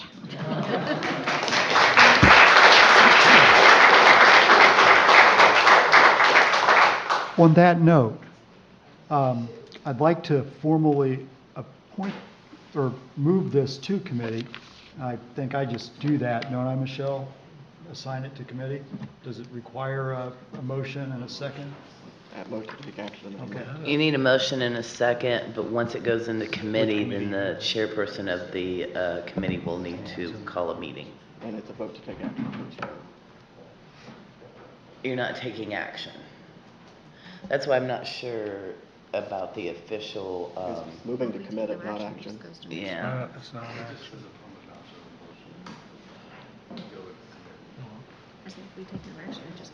Can we make a motion to table and move into committee? Moving to table is action too. Moving tables in action. I think you have to do Yes. action, then You commit. could just make a motion to go into committee of the whole council I think so, according too. to the council rules. We're not going into whole committee. It would have, they were sending it to the Planning and Zoning Committee. To table and then move into committee. I think we do have to motion to take action. Because what I'm concerned about is not the fact of making a motion to send it to committee. My action is, you still have to decide what you're doing with it, because it would go to August 7th meeting. So If it's moved to committee, though, it doesn't have to come back at a specified time, as far as I understand. It does, because, I mean, you're not gonna let it go that long. There's a 12-month period. Well, yeah, right. But But it wouldn't have to be next month, theoretically. A report would have to be made, but I don't know that it has to come back. If you table to a certain day, right? Correct. If we do nothing, it automatically goes to the next meeting. which is first? Motion to take action, motion to send to committee, motion to table, what's first? I think if you do anything with it, you have to make a motion to take action. If you do anything with it. You know, and then once you do a motion to take action, if you don't get unanimous, it's gonna go to next August 7th anyway. If we make a motion to take action, then the action is to put it into a committee. Correct. That's how I understand it. That's what I gather. Mr. President. Does that sound okay to everybody? Hey. Yeah, so you need a motion to take action, and then it has to be unanimous, and then you need a motion to send to committee. You need a second. That needs 6. Okay. Any action on first reading is 6. And then it's floating around until the committee makes a recommendation officially to the council. Once it's in committee, then the committee would have to bring it back to the council. But with, and I know it's a lot of detail, but just to make sure we're all in agreement, they would have to, Councilperson DeBon, I'm trying to see Councilperson Azar. Don't look at me, I'm not a lawyer. You're doing a great job. And then officially, once the committee meets and comes up with their recommendation, that would be brought to the council. Then the announcement would be when it would be brought back to the ordinance be brought back to the council. Do you agree? I agree. Okay. As you probably understand, We're trying to get it right. there are a lot of ideas about what our rules say and how to handle something like this, and this is a relatively unusual situation.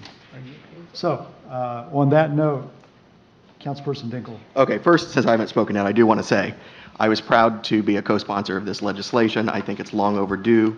I do believe there's a balance to be struck, and I'm glad that we're sending it to committee. On that note, I move that we take action on General Ordinance 2, 2025. Second. It's been moved by Councilperson Dinkle and seconded by Councilperson DeBon that we take action on General Ordinance 2, 2025. All in favor of taking action, please say aye. Aye. Opposed? All right, so we can take action. Mr. President. Small steps. There are more. Councilperson Dinkle. I move that we commit General Ordinance 2, 2025 to the Committee on Planning, Zoning, and Improvements. Second. It's been moved by Councilperson Dinkle and seconded by Councilperson DeBon that we commit General Ordinance Number 2, 2025 to our Planning, Zoning, and Improvements Committee. Question. Councilperson Azar.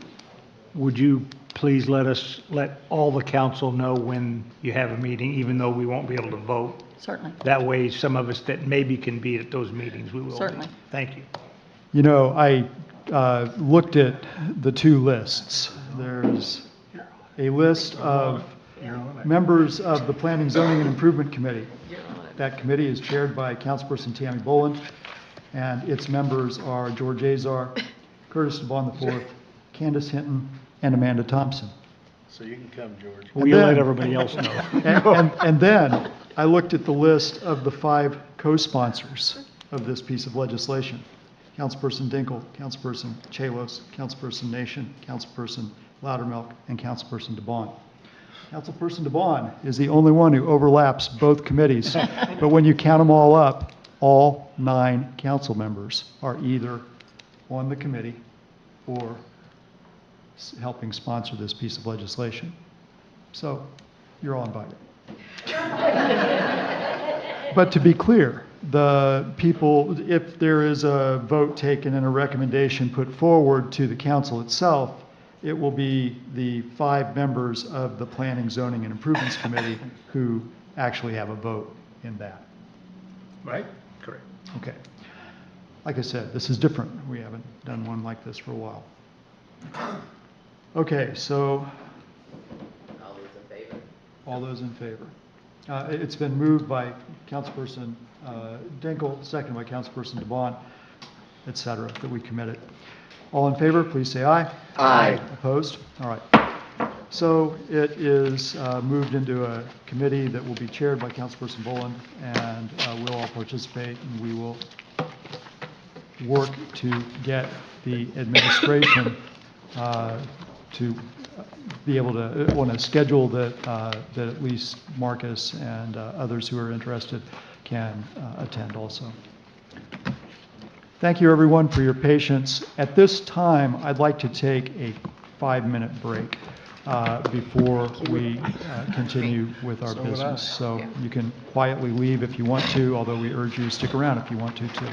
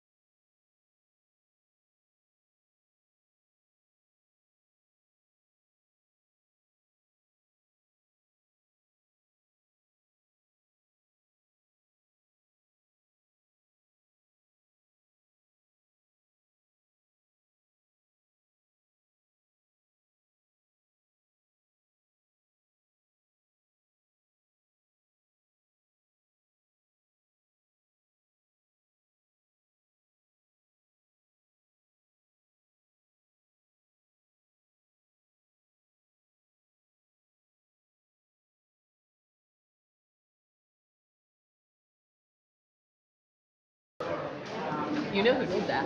David. Okay. You live? Okay. No.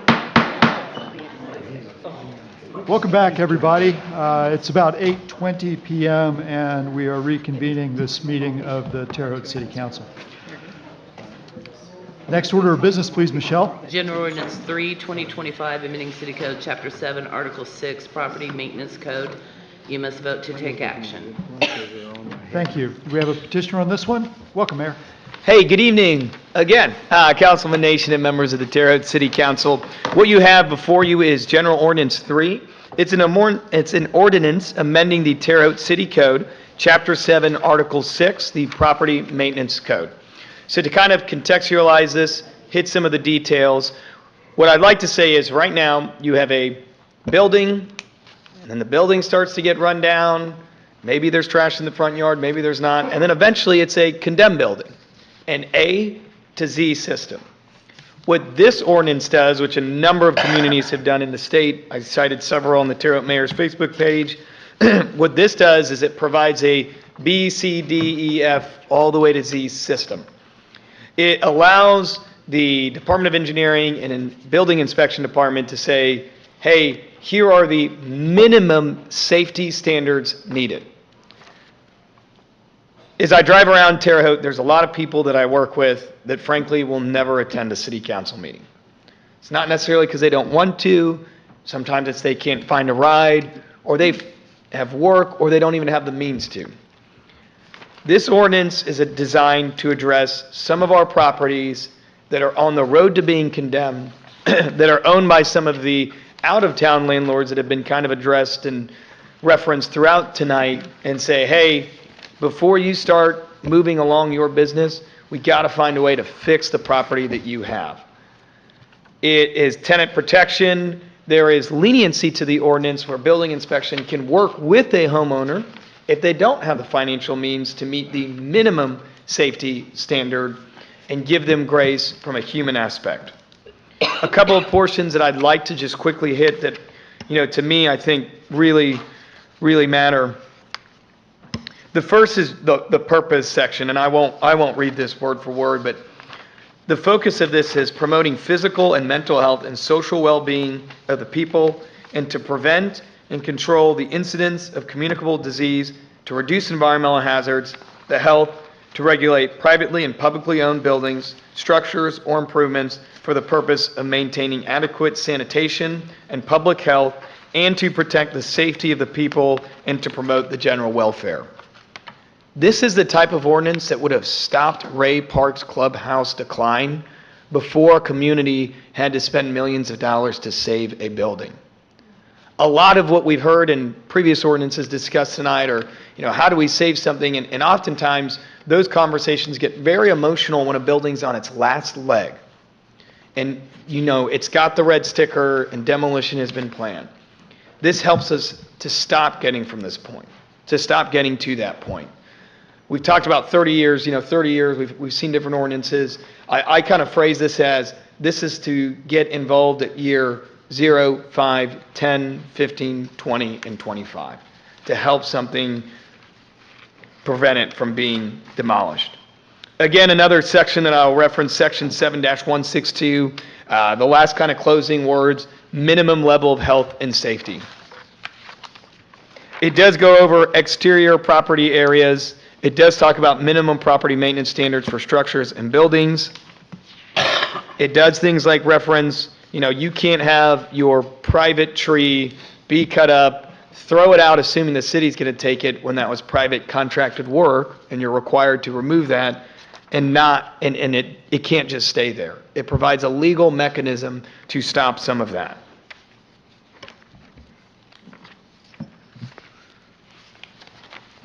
It hits everything from overhang extensions, roofs and drainage, exterior walls, handrails and guards, windows, skylights and doors, fences, and basement hatchways.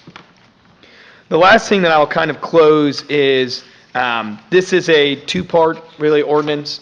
The second one has not gone through area planning. It will come in the coming months, and it is a rental registry. We have spent over a year on those two ordinances with dozens of attorneys, both local and both outside of the city, again, to maintain that objectivity, to find a solution where, we can interdict when needed, and we can provide some proactive reinforcement of safe building laws. Marcus and Jason are available for specific questions on some of the specific sections. City Legal is also available, and we're prepared to answer what we can. I'm sure there's a lot of questions to this, but I want to thank you guys for working with me through this. I know it has been a 12-month journey since this was discussed. There were a lot of meetings. We did meet with a lot of landlords themselves.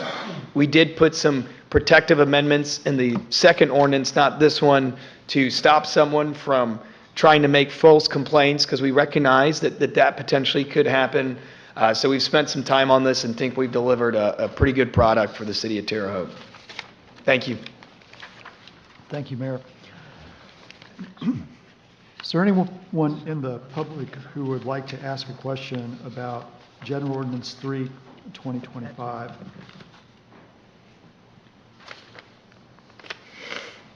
Welcome, Sarah.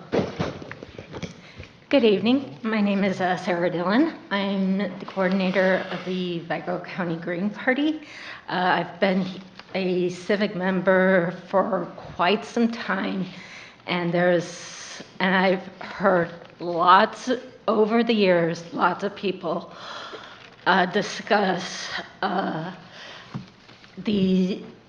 of these landlords that have been dominant, how their houses are, their property, that they want some sort of remedy for their properties that they own or rent.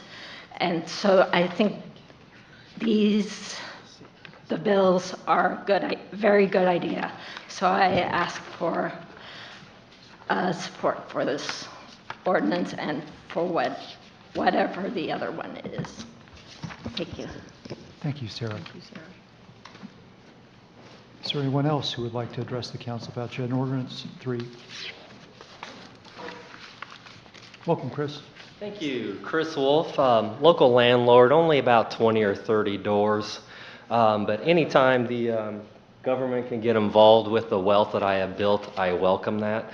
So just wanted to say that I do support this, and I hope it makes me a better landlord and those that are around me that are trying to do the same thing. Thank you. Thanks, Chris.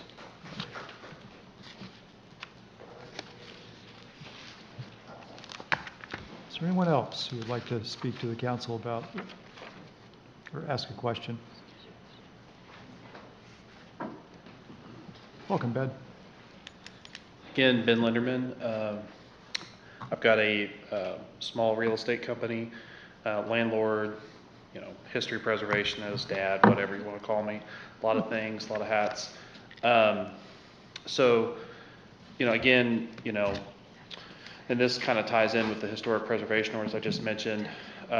When we're reviewing these ordinances, this type of an ordinance, historic properties have historically had the most deferred maintenance. So some of these properties have been purchased with the intent to renovate, and the historic neighborhoods are also the most embattled. So I just ask for balance in that, keep that in mind. A lot of times, I hear people say, oh, that must be a slumlord over there. It's like, or someone that bought the house to keep it from getting knocked down.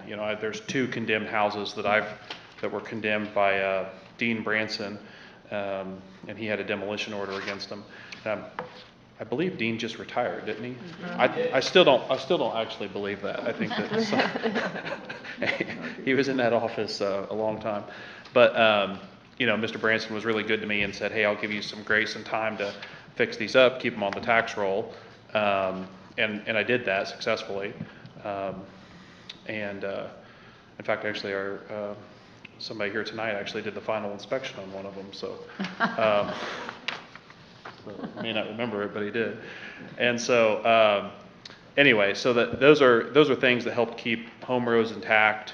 And so, hopefully, this ordinance, like Mayor Sackman said, is an effort to keep homes from getting to the condemned point. but also understand that when you're dealing with 100 years of deferred maintenance, sometimes Terre Haute's rental base, there's not enough rent to do everything at once. So I just sharing that perspective as someone who has maybe a slightly different interest here, but the, if you have to put a roof on, that's very expensive, and you put the roof on, and maybe you can't redo the windows, or maybe you can't paint the building that year, and you have to wait till the next year or the year after to do that. So obviously, there's probably some really bad houses that this ordinance is intended to address. But just keep balance in mind again on this ordinance as well, that the historic houses have the most deferred maintenance. There are some houses that people are buying and they're trying to do I know one landlord friend of mine that they try to do one project a year. That's their thing. They budget for one big improvement a year with a long-term plan to improve them. So anyway, that's my 2 cents on that, and hope you guys have a good evening. Thank you. Thanks, Ben. Thank you, Ben. Welcome, Marcus. Good evening, President Nation, members of the council. I just wanted to jump onto what the mayor said. He'd mentioned that this is a great way to divert those homes before they make it the condemned status, which is kind of our original intent. To add to that, those condemned homes, a lot of them get torn down. And the reason is, and one of the reasons we want to avoid condemning houses and keep a safe housing stock, is most of those condemned, or all of those condemned properties need to be brought to current code before they can be released. And as we've spent a lot of time talking about historical buildings this evening, that is a very expensive, difficult process to do to meet current code with a 100-plus-year-old building. So this is going to help us head towards that. Also, as we can use the maintenance code to prevent water intrusion into buildings, because we want to look at the safety and security and weatherization of the building, leakage and decay and deferred maintenance is probably the biggest enemy of our historic buildings. We've lost more to that than anything. While we do need to preserve it, this is also a step to accomplish somewhat of the same thing, or at least to avoid the natural process of that happening. The other part of it is, I've been with the engineering department for almost 20 years now, and we pick up the phone a lot, and we try to help everyone we can. This was a good opportunity for us to bring forward some solutions to problems we haven't been able to solve over the years. There's a place where the building code stops, and we're left with that gap between condemnation and we can't do anything, and we were able to find some small things. One I've heard a lot of times is there's a hole. My neighbor's missing a piece of soffit, and a family of raccoons lives there and tears my trash up every night. That's a small thing, but there was a lot of small things we were able to accomplish with this that we now would have a tool. One other significant thing I wanted to point out is we do hit hazard. Another thing we see is hazardous trees on private property. So the city has an urban forester, and trees in the right-of-way can be reported to 311, and we will help work with those and remove those hazards. Once you cross the back of that sidewalk to private property, if you have a 100-foot tall tree that is an extreme risk, that's probably one of the most dangerous things you could have around you. This allows us to require some action on that tree, or trees over a certain height now would also require a permit for removal. It's one of the most dangerous things you can do in the city. Right now, without this code, if your neighbor has a tree that's 4 foot in diameter and 100 feet tall, they could choose to go buy a chainsaw and remove it. This would help with that. So that's another important thing that we saw the need for, as that's one of the, it's a pretty risky adventure for them to take, and we can help protect neighboring properties. I think that covers just about everything after the condemned houses, but also along with the mayor, I'd be happy to answer questions, and Jason's here too. Thank you. Thank you, Marcus. Is there anyone else who would like to address the council about or ask a question about General Ordinance 3, 2025? All right, council discussion. Councilperson Thompson. Marcus, I have a bunch of questions for you about trees. So a funny story, our neighbor across the way actually hired somebody to come take down the trees. He took portions have been cut down, left them on the street. He was going to get them the next day. In the morning, City of Terre Haute had already come and picked up the branches. So just wanted to, kind of let you know that that's still kind of happening a little bit. So we are actually going to be having some very large trees removed at the end of the month. How do we go about getting a permit through the city's online portal? So, there's a little bit of a timeline. There's a lot of work that goes into setting up online permits. Okay. So it's not actually... It's not ready yet. Okay. We don't want to make any assumptions about what the council may choose to do, but as we move forward, we will be reaching in and setting that up. And there will be an online portal, and that will be available same way you would buy any building permit or anything like that. So, like just looking at new build, addition, and remodel, it's $150 per permit. So that would be, for those large trees, there would be a cost for the permit then to remove those? I think our tree permit for the right-of-way is like $25. $25? So okay, and then is it per tree or just overall? That's a great question. Okay. I would imagine it's probably going to echo right off that $25 tree permit. And it's right now, if you're working in the right of way to pull a tree permit, it's typically $25 per tree. Okay. And then is there a list of licensed tree, City of Terre Haute licensed tree contractors? So not yet necessarily. So in order to be a registered contractor in Terre Haute, so the intent of what you would need to do is provide us with insurance and a bond to show that in the event something goes wrong, that you're financially capable to solve the problem. That would be the intent here. They would be a registered contractor with the city, so any tree contractor could get on that portal, become a registered licensed contractor, and when they apply, our system will check to make sure that they do have those items in place and therefore would be licensed or registered. So basically, if they're licensed or insured and bonded, likelihood is they're going to be considered licensed through the city, but they still have to go through the process of presenting that information to the city. Yes. And then they become part of a list. Yep. Eventually. Okay. And so through the city work system, anyone that applies for a permit, it automatically checks their license versus whether it's up to date, their insurance bond is up to date, and we're not very difficult to get that through, and we work really hard to keep everyone up to date as quick as they need to, because those items lapse, and we work with everyone to try to make sure we're not going to hold people up. Okay. And then also about making sure that the tree stumps are actually ground. I know, some people, they like to keep them and carve them and make them decorative. Would that be considered, we're not going to do that, but would that be considered an exception? That's a great question. I don't know an answer to that. I mean, the goal is to remove blight and to remove items that are eyesores. I realize what some people consider an eyesore and what some people consider art might be the same thing. But the goal is just to remove things that no longer are looking nice or... Gotcha.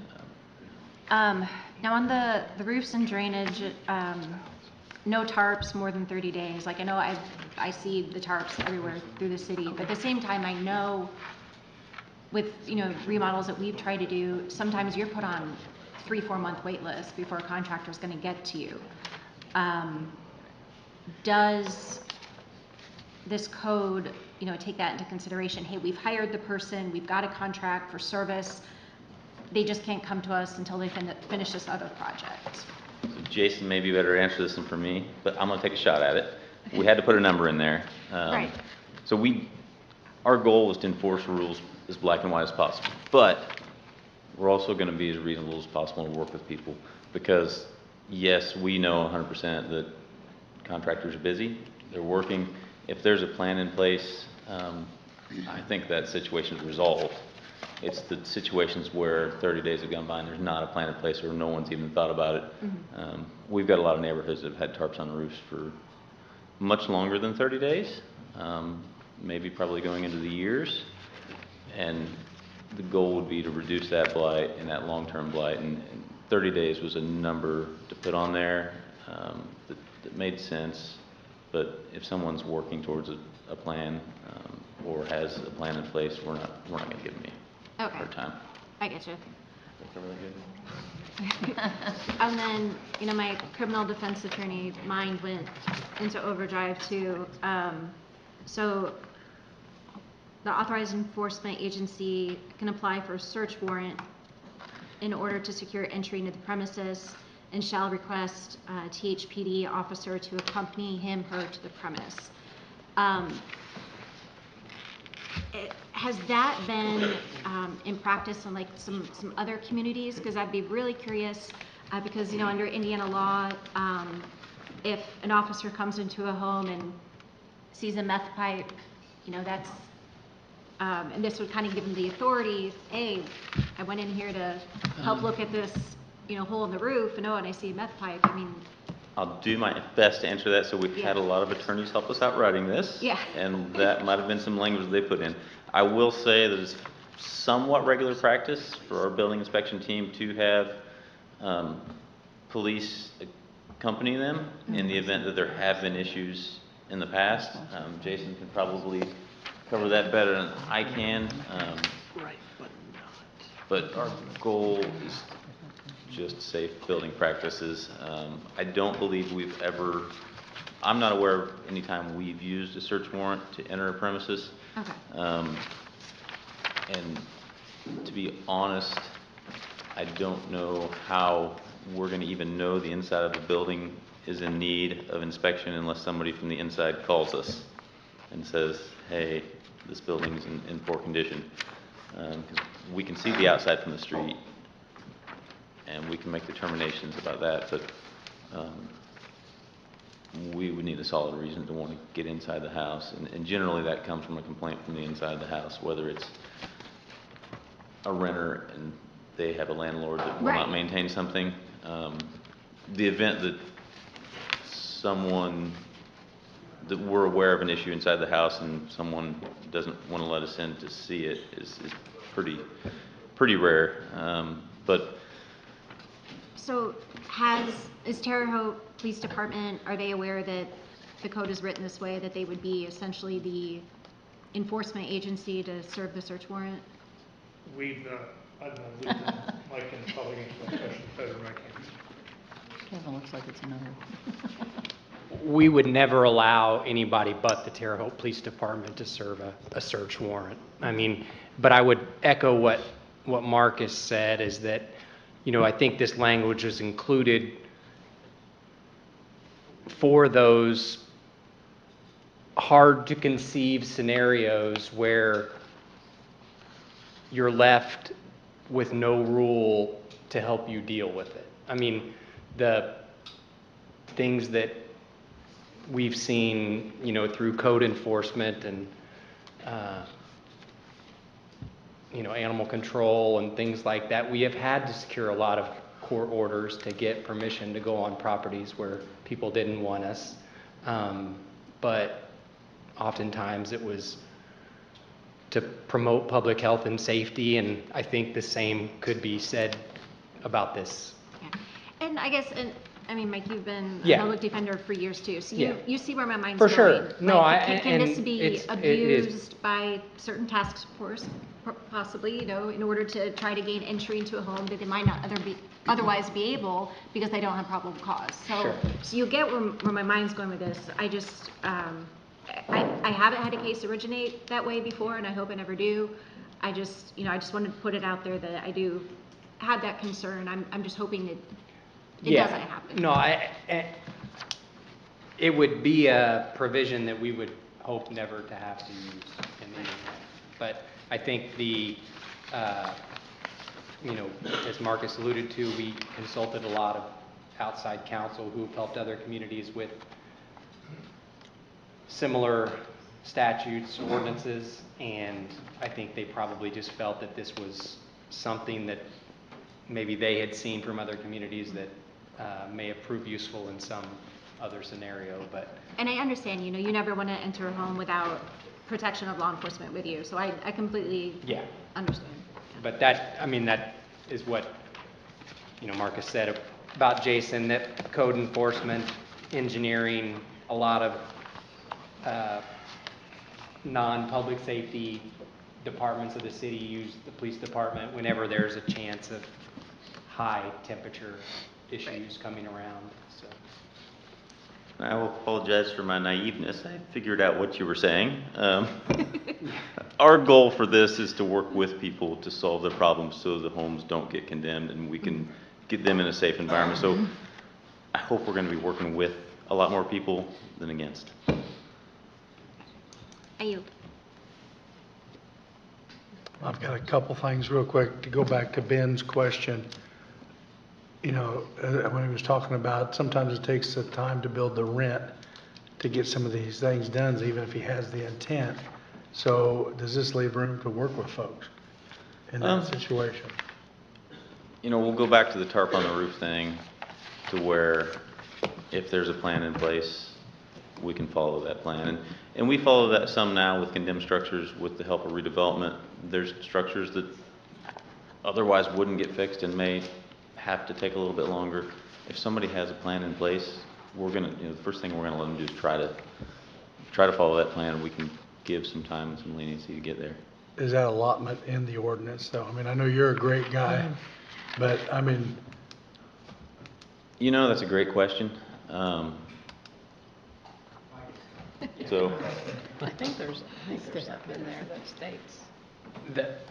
I understand and respect the question, Councilman Chalice. I think the problem is when you try and build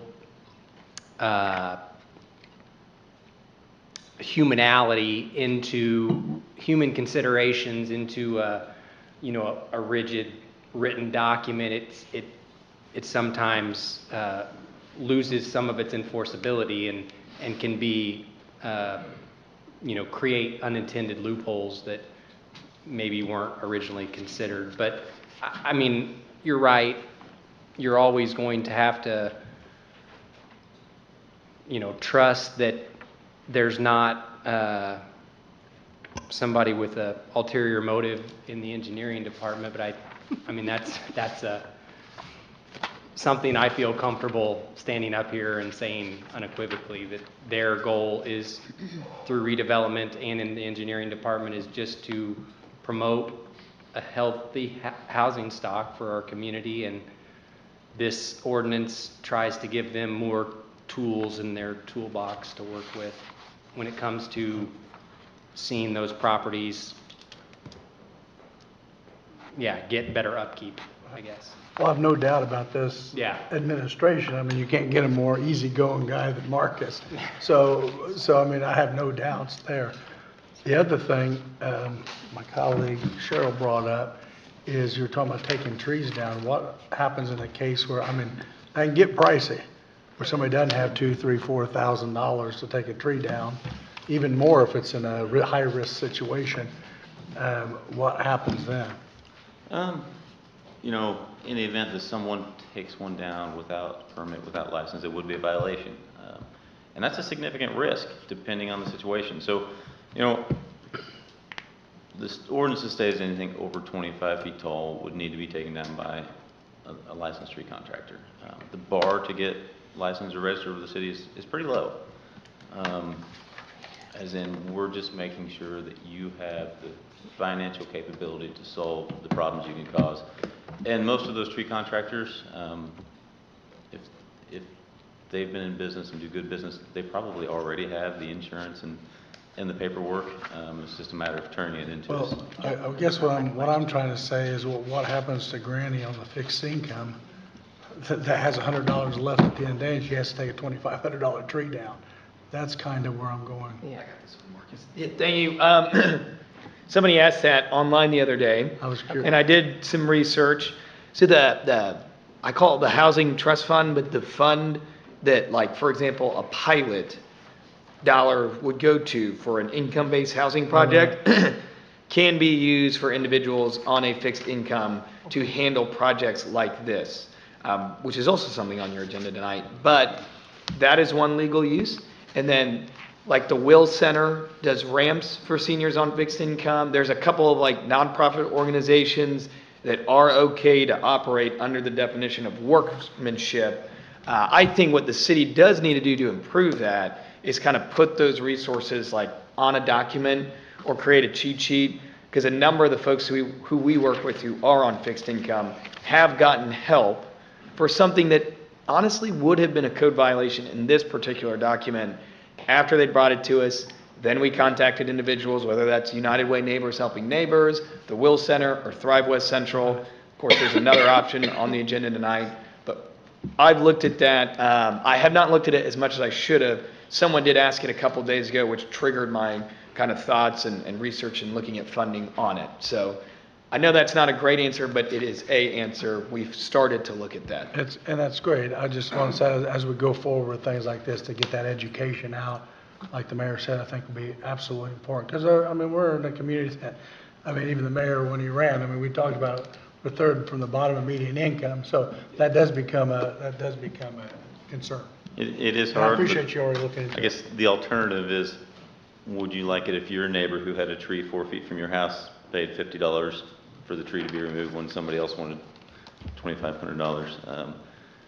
It's a tough situation. I had a straight line wind That's- to take one into my house, so That's yeah. probably Been one of the there, most done that. dangerous Got a things bunch of that can be done. And the real goal is, the real concerns on these small city lots that are 40 feet wide, when if that tree falls in any direction, it's going to land on someone else's property. I don't disagree with the whole premise. I'm just we need to have an avenue for folks that just don't have an avenue. Yep. I agree. Our key concern, though, is health, life, and safety. Agreed. I yield. I'm sorry, Tom. You fell asleep. Is there anyone else who would like to ask a question about General Ordinance number 3? Councilperson DeVon. Just a small question, because Jimmy actually took both of them I was going to ask. So, my two concerns initially were what Ben brought up about maybe it's going to take some extra time to complete these repairs that will, I could see that maybe having to be the language in the ordinance. Maybe down the road that might come back to us where we might have to put something in there. I totally get what you said, and I know you're the kind of person who it wouldn't be an issue with. I know that. But down the road, I could see if there are problems that coming back to us. My other concern had to do with those who would not be able to afford these corrections. And there's nothing in the ordinance about the availability of a fund to assist with that, is there?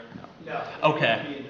And I didn't think it would be, but certainly if we go through with this, as was mentioned, it would be our responsibility to make sure our constituents were aware of that, and I think we need to make every effort to do that.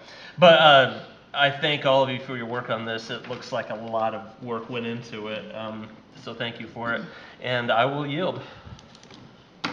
Anyone else? Councilperson Buller. Just real quick, we focused a lot on homes, but this also impacts commercial properties as well, right? At the same level. And so is this going to be complaint driven? I know we've got a lot of ordinances that are strictly complaint driven, and is that how we're going to focus on? It's easy to see a tarp on a roof, right? Know that it's been there for a year. Some of those things that are health concerns, though, are not so easy to see. So it's going to be a mixture. Our number one building inspection enforcement tool is our citizens.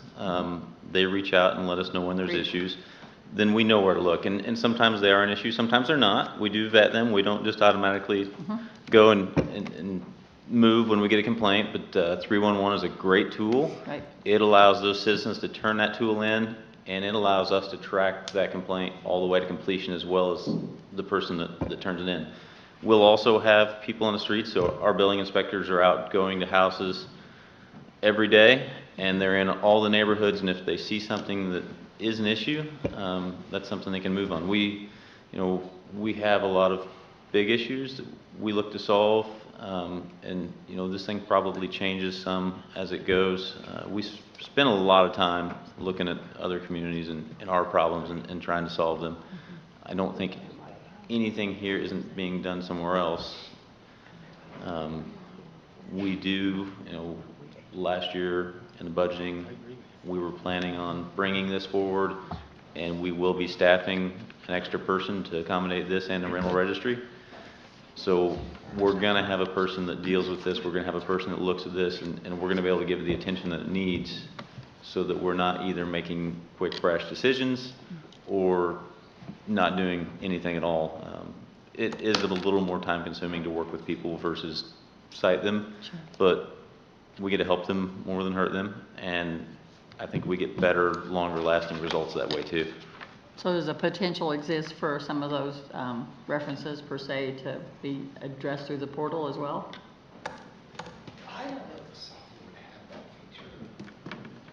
A link on the city website, just something that's Jimmy's concerns and Curtis's are concerns, a way for people to know about those resources that are available to them. Sorry, I was talking back there, so I came to the mic. I knew Michelle would get on me for that. On the specific City Works portal, I don't think so, but then you addressed it in your second statement, potentially on the city website. So that is something that I'll talk to Eve and Kiana about tomorrow or early next week and have them start to gather some things. And I know A.T. Ryan has a couple, so we'll probably put together a flyer and hang it and post it. A lot of times, though, people forget when we post something once, so I'll try to find like a decent permanent landing page for it within one of the pre-existing websites. Thank you. That's a good suggestion. I appreciate that. And back to the commercial properties. I mean, just when we were at the ribbon cutting last week, we saw, fences that have big holes in them, and those are the kind of things we'll be looking at with regards to commercial properties. I mean, that's a health concern, right, for the kids that... So, health and visual are some of those. So fencing that is leaning, decayed, that's in here, and that does apply to commercial too. The one thing about commercial is, according to this code, if there's a violation for commercial, it goes to the operator. So the person responsible for that building, whether they're the owner or the operator, the person that's responsible day to day for that building is the person we're going to be working with. And they're generally going to be the one responsible and the ones that should care the most, and they're going to be the ones that are there day to day to keep it up as well. And that's different for the property owner or the renter? So I think, in the event that we're talking about residential, I think the rental registry is going to be a key component of that. Good point. Which is kind of a sister ordinance of this, and it doesn't necessarily bring any enforcement with it, but it goes with this to allow us to know who to contact and why to contact them, because there are different rules in the case of residential structures than commercials. And so one last really quick thing is there an opportunity to put something in here that gives people exceptions for instances of natural disasters? It seems like in the last 5 years, we have had more than our fair share of, Cheryl and just talked about it in her neighborhood. Exceptions or a different kind of time span that we could add to this that talks about those types of situations. Even with the help of the street department and the solid waste, I know that we will probably get beyond that 30-day window before we'll be able to take care of all the issues from this last storm, and there probably will be another one before that all gets done. I think that's a good add. The other side we hit is, Mike mentioned potential loopholes. I'll just mention that depending, the people we've spoken to mentioning, and we heard tonight, out-of-town landlords, depending on who we're talking about, some may think it's too strict or not strict enough. As the government, we are forced to paint with a really broad brush to encompass a lot of that, and we tried our best to do that here to allow us to be as reasonable as possible, yet have an enforceable rule. Okay. Thank you, Councilperson Bowen. Marcus, Councilperson Loudermilk. I just have one quick question, Marcus, maybe for the record for everybody. First of all, I want to commend you guys for working on this. I know it took a lot of time. It's been a long time coming.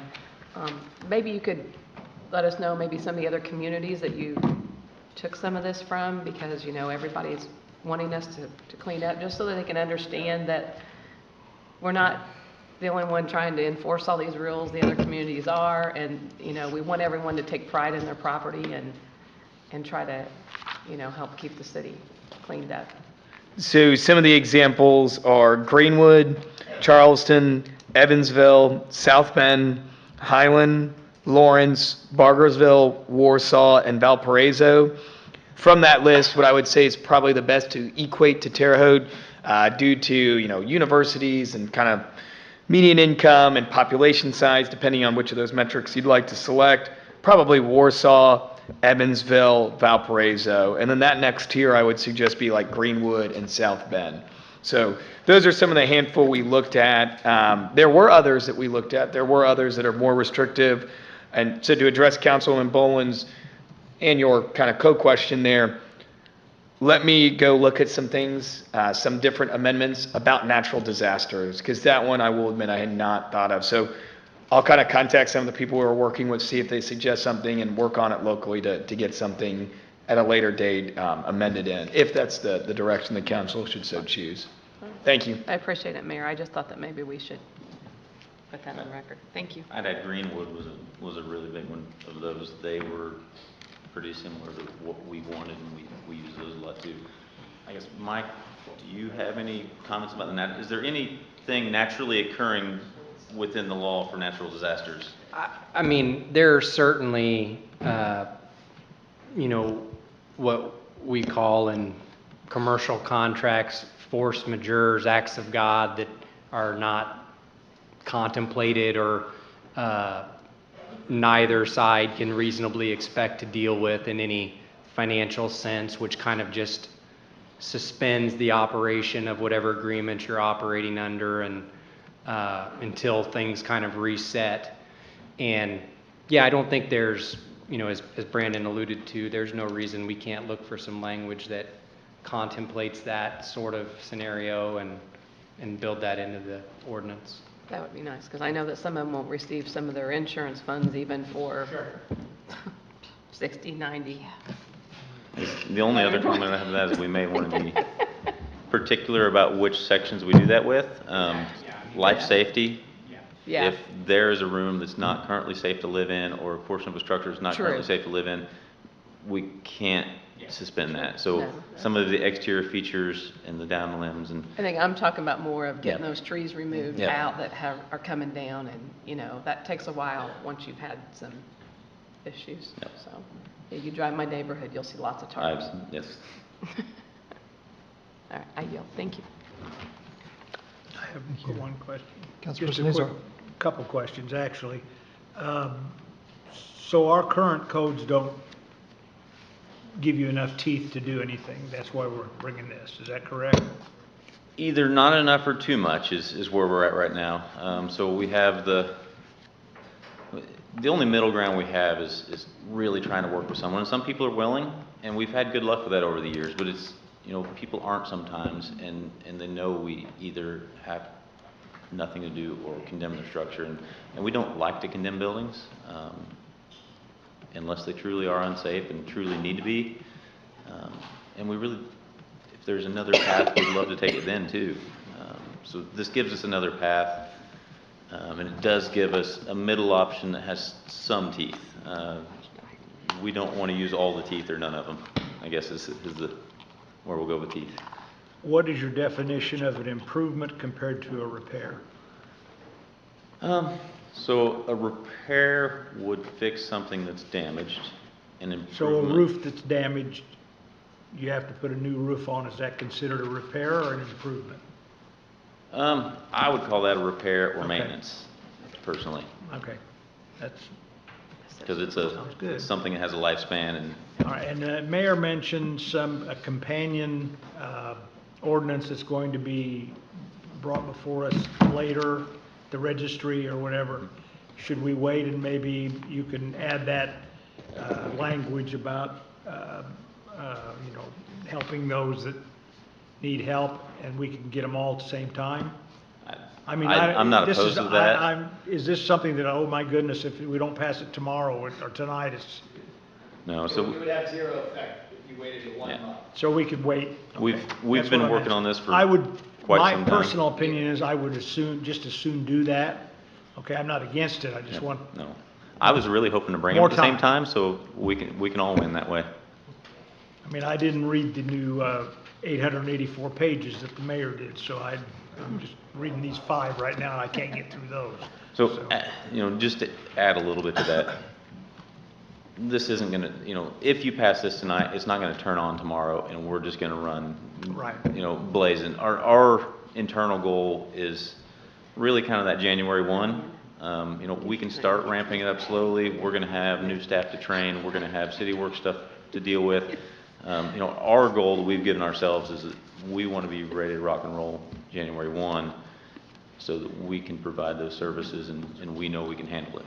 So you'd be okay with the tabling until the next meeting? Okay, thank you, that's what I wanted to get clear. All right, thank you, I yield. Anybody else? Are we ready for a motion? Council, Councilperson Boland? there's no further discussion. I move we take action on General Ordinance 3, 2025. Second. It's been moved by Councilperson Boland and seconded by Councilperson Loudermilk that we take action on General Ordinance number 3, 2025. All in favor, please say aye. Aye. Opposed? No. All right, so we are not going to take action, and that automatically We rolls didn't to the defeat next it, one. we're just rolling it over. All right. These rules. Thank you. I got your back, Ken. Thank you, Marcus. Thank you, Michael. Always. Thank you, Mayor. Next order of business, please, Michelle.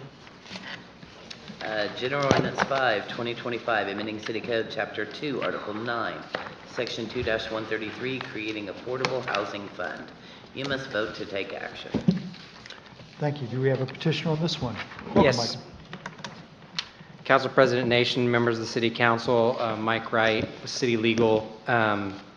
What you have before you is a request to create a new fund that's contemplated by another ordinance later on in your agenda related to a pilot agreement or payment in lieu of taxes.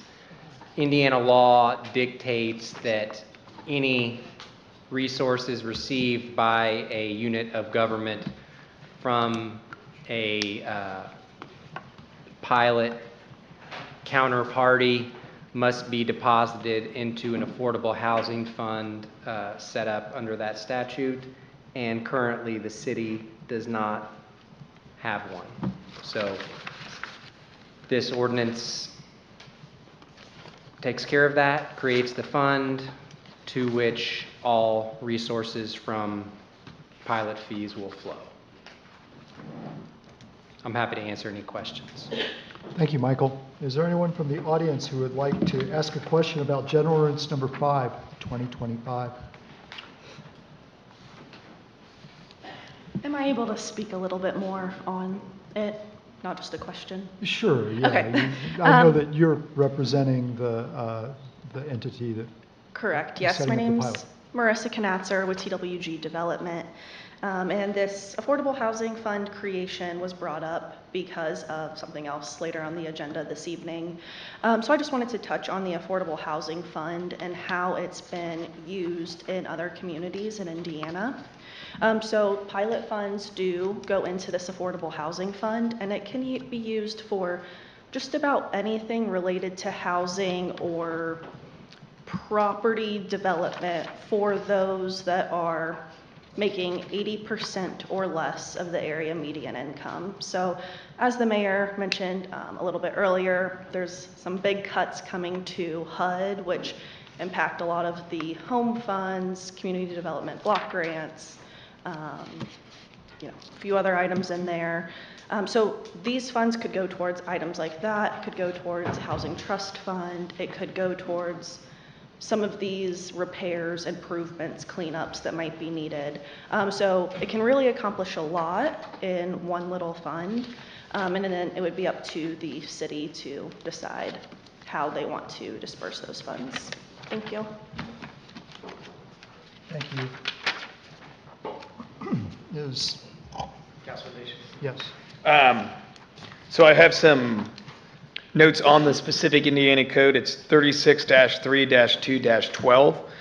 In it, to piggyback off what Marissa had stated, it lists the use of those funds and then what percentage must go to those 80% and below, which is correct, all of it. But then also within that, it says at least 50% of the dollars allocated for housing within this 80% overall bucket is limited to those who are at 50% or below of the county's median income. So there's a lot of layers to that. It is rather prescriptive. However, I think it's rather prescriptive in the correct way. So I really do want to compliment the legislator on that. I provided this via email to Councilwoman Hinton.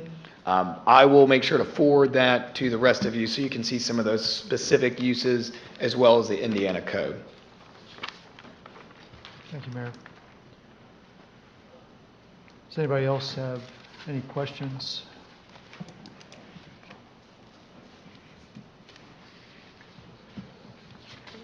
Looks like, so I think public comment's over now, right? And does the council have any questions? I have one. Yes, Councilperson I have one. I don't know if Michael will answer it or if Brandon will answer it. So we're establishing a fund that's going to be maintained by the Terre Haute City Controller. So it could be small amounts that come out, pardon me? I couldn't hear that last part. It's going to be maintained by the controller. Yes. Okay. So it could be small amounts coming out of this for different things, but it could be large amounts coming out of there. So would large amounts in excess of $150,000 have to be compliant with the RVO? I don't think, I mean, yes. I mean, yeah, the short answer to your question is yes. Yeah, If it's a big if. That item coming out is a public works project, sure, then it is covered by the RVO. Okay. So I had to with ask. that qualification, for sure. All right. For sure. Thank you. I yield. Anybody else? I have one quick question. Councilperson Loudermilk. I guess I have, the quick question is, who in that Indiana code, I guess I didn't see that part, who chooses, like, I mean, do people apply and Yes. the mayor makes the decision, or who gets the funding? I guess that was, Who gets to decide how it's spent? yeah, who? So that's a difficult one because different cities will create different programs designed for this. So what this ordinance does is sets up the fund, which is now has these prescriptions to follow. And then this council would also approve that budget like it would a number of the other cities' budgets as well. And so this one, because it's under the controller and where it's written, you guys would see, and I know we alluded to assisting redevelopment, but it's not technically a redevelopment budget. But that would kind of be like we bring it towards the budget bring it like like we a do the budget other and then ones. you go Yeah. from there. Okay. I yield, Anybody sorry. else? That's okay. Councilperson Dickel. And just to clarify, the creation of this fund, although it's coming because of the resolution later in the agenda, it could be used for future pilots. Say we say no to the current pilot, this fund is still here. It's still a tool that we can use in the future. Yeah, and, I know Mayor Sackman has made a priority of trying to get the various entities that have had pilots with the city at one point or another, reestablished. And so, yes, this is in furtherance of that goal. Right. Yeah. Yeah. I know we ran into the issue last year with a pilot that this was the sticking point. We didn't have a fund. It was trying to be diverted elsewhere. So while it's related to the resolution later, I do see some differences between the two. Thank you. I yield. Anybody else? We have a motion? Not to be trying to hurrying it along or anything. Mr. President. Councilperson Loudermilk. I'll make the motion to take action on General Ordinance 5, 2025. Second. It's been moved by Councilperson Loudermilk and seconded by Councilperson Thompson that we take action on General Ordinance Number 5, 2025. All in favor of taking action, please say aye. Aye. Opposed? All right. Mr. President. We can take action. Councilperson Loudermilk. I'll make the motion that we approve General Ordinance 5, 2025. Second. It's been moved by Councilperson Loudermilk, seconded by Councilperson Thompson, that we approve General Ordinance 5, 2025. All in favor, please say aye. Aye. Opposed? All right. General Ordinance 5 passes. Next order of business, please, Michelle. Special Ordinance 15, 2025, vacating an east-west public alley located at 1812 Wabash Avenue. No problems were noted. You must vote to take action, and I hope my petitioners are back there. Come on up.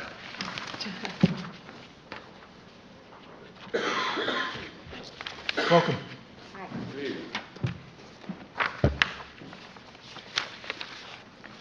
Just explain what you're wanting to do about it. Okay, do you want to go ahead? It's been a long evening. It has, yeah, I'm sorry about that. No. Please introduce yourselves too. Okay, I'm Denise Funk. I own the property at 1800 Wabash Avenue, where our business A&B Windows and Case Mirror Glass is. This is my son-in-law and partner in business, Levi Bedwell. and you own. I'm vice president of the company, and then I also Valley Investments, CEO of Valley Investments. So what we are hoping to do, I own 1800 Wabash, from Wabash Avenue back to the alley between 19th Street Alley and 18th Street. So I own that part of the block. Levi, Valley Investments, owns the properties behind the alleyway. North of the alley. There you go, behind. I'm coming from Wabash. So we're south of the alley and north of the alley. You got 18 or 19 on each side. We have at the back of A&B Windows overhead doors. That's where our delivery trucks, our crew trucks come in and out. We take deliveries in those overheads. Our dumpster is located in that alleyway. And for the safety of our employees working there, and since we own properties on both sides, it would be really more safe for us and our employees if we could have access to that alleyway and not have it open to other traffic. Thank you. Is there anyone in the audience who would like to ask a question about Special Ordinance Number 15, 2025? Council? Mr. President. Councilperson Tinkle. When the petitioner's approach makes us in my district to sign this ordinance, I went out and looked at it, and I just want to note that they're talking about an alley between 18th and 19th Street, just north of Wabash. Then between 19th and Kent, if you go to the east, it looks like the alley continues. That's legally not an alley. Somebody has made an alley through that property. So at first I was like, well, this is a continuous alley. And then if you go to the west, it doesn't connect. So really, it's just this one block segment where between the properties that they own on both sides. I didn't see any issues with it, so I support vacating this. I yield. Is there anyone else who'd like to speak to this? Okay, Mr. President. Councilperson Tinkle. There's no further discussion. I move that we take action on Special Ordinance 15, 2025. Second. It's been moved by Councilperson Dinkle, second by Councilperson Boland, that we take action on Special Ordinance 15, 2025. All in favor, please say aye. Aye. Opposed? We can take action. Mr. President. Councilperson Dinkle. I move that we approve Special Ordinance 15, 2025. Second. It's been moved by Councilperson Dinkle, seconded by Councilperson Boland, that we approve Special Ordinance 15, 2025. All in favor, please say aye. Aye. Opposed? Aye. It passes. Thank you very much. Thank you, guys. Thanks Next for order of sticking with business. us. Thank you. Special Ordinance 20, 2025, amending Special Ordinance 25, 2024 as amended Police Department civilian salaries. You must vote to take action. Welcome back. Good Thanks for evening hanging again, around. Mr. President and council members. My second request this evening is concerning a request to create a new position within our salary ordinance. The Terre Haute Police Department would like to request the creation of a public records and litigation coordinator position. This position does not require any additional funding this year. The department recently posted a secretarial position after an employee's resignation. Thank you. Is there anyone in the audience who'd like to ask a question about Special Ordinance Number 20, 2025? Council? Mr. President. Councilperson Thompson. Thank you. Put you on the spot again. What will the public records and litigation coordinator do specifically, if you can get into more detail? Yes, thank you. This position would address increasing demands for transparency, legal compliance, and operational efficiency.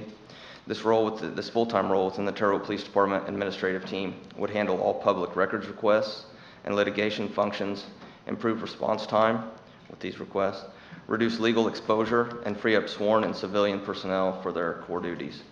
This position would also maintain relations with city legal and the controller's office and conduct redactions and police reports. This position also would help other department heads and with policy and budget questions. Have you seen an increase in public records requests? I personally have, because I have recently took on the task of managing the body cam and dash cam redactions, and it is definitely manageable, but there is a lot of work. It's very time consuming. There's multiple videos, multiple requests coming in, and they all become in different stages of the process. Keeping track of that is quite the process. And this person, they wouldn't have to have any sort of legal background. It would be just somebody, I guess, assuming someone with a college degree or something like that. Yeah, I mean, the biggest thing with the body cam, dash cam stuff is just the redactions. And so the primary function would be, the way that works is, we confirm that, okay, yes, this is something we can release. That first initial question, it's not something that we are going to not release, no matter what they're asked. We can release it. It needs to be redacted. City legal, after the police department completes the redaction, we review the redaction to make sure that it is fully redacted, and then authorize the police department or we release that with their, however they've formatted it, whether that be on a USB drive or through an email back to the requesting party or what have you. So. And I would just say, in my own practice, I know the numbers are skyrocketing, and with pretty much everyone having body cams and vehicle cams right now, I know the workload has gone up, so I yield. Thank you. Is there anyone else who has a question? Mr. President? Councilperson Latimer. If there is no other discussion, I would like to make a motion we take action on Special Ordinance 20/2025. Second. It's been moved by Councilperson Latimer, seconded by Councilperson DeVaughn, that we take action on Special Ordinance number 20/2025. All in favor, please say aye. Aye. Opposed? All right, we can take action. Mr. President? Councilperson Latimer. I'd like to make a motion that we approve Special Ordinance 20/2025. Second. It's been moved by Councilperson Loudermilk, seconded by Councilperson Chalos, that we approve Special Ordinance number 20/2025. All in favor, please say aye. Aye. Opposed? Thank you for your patience. Good night. You'll be back again. Yeah. Next order of business, please, Michelle. Resolution 17, come back up. 2025, transfer of $27,401.23 in the Terre Haute Police Department continuing education budget. Welcome back. Thank you.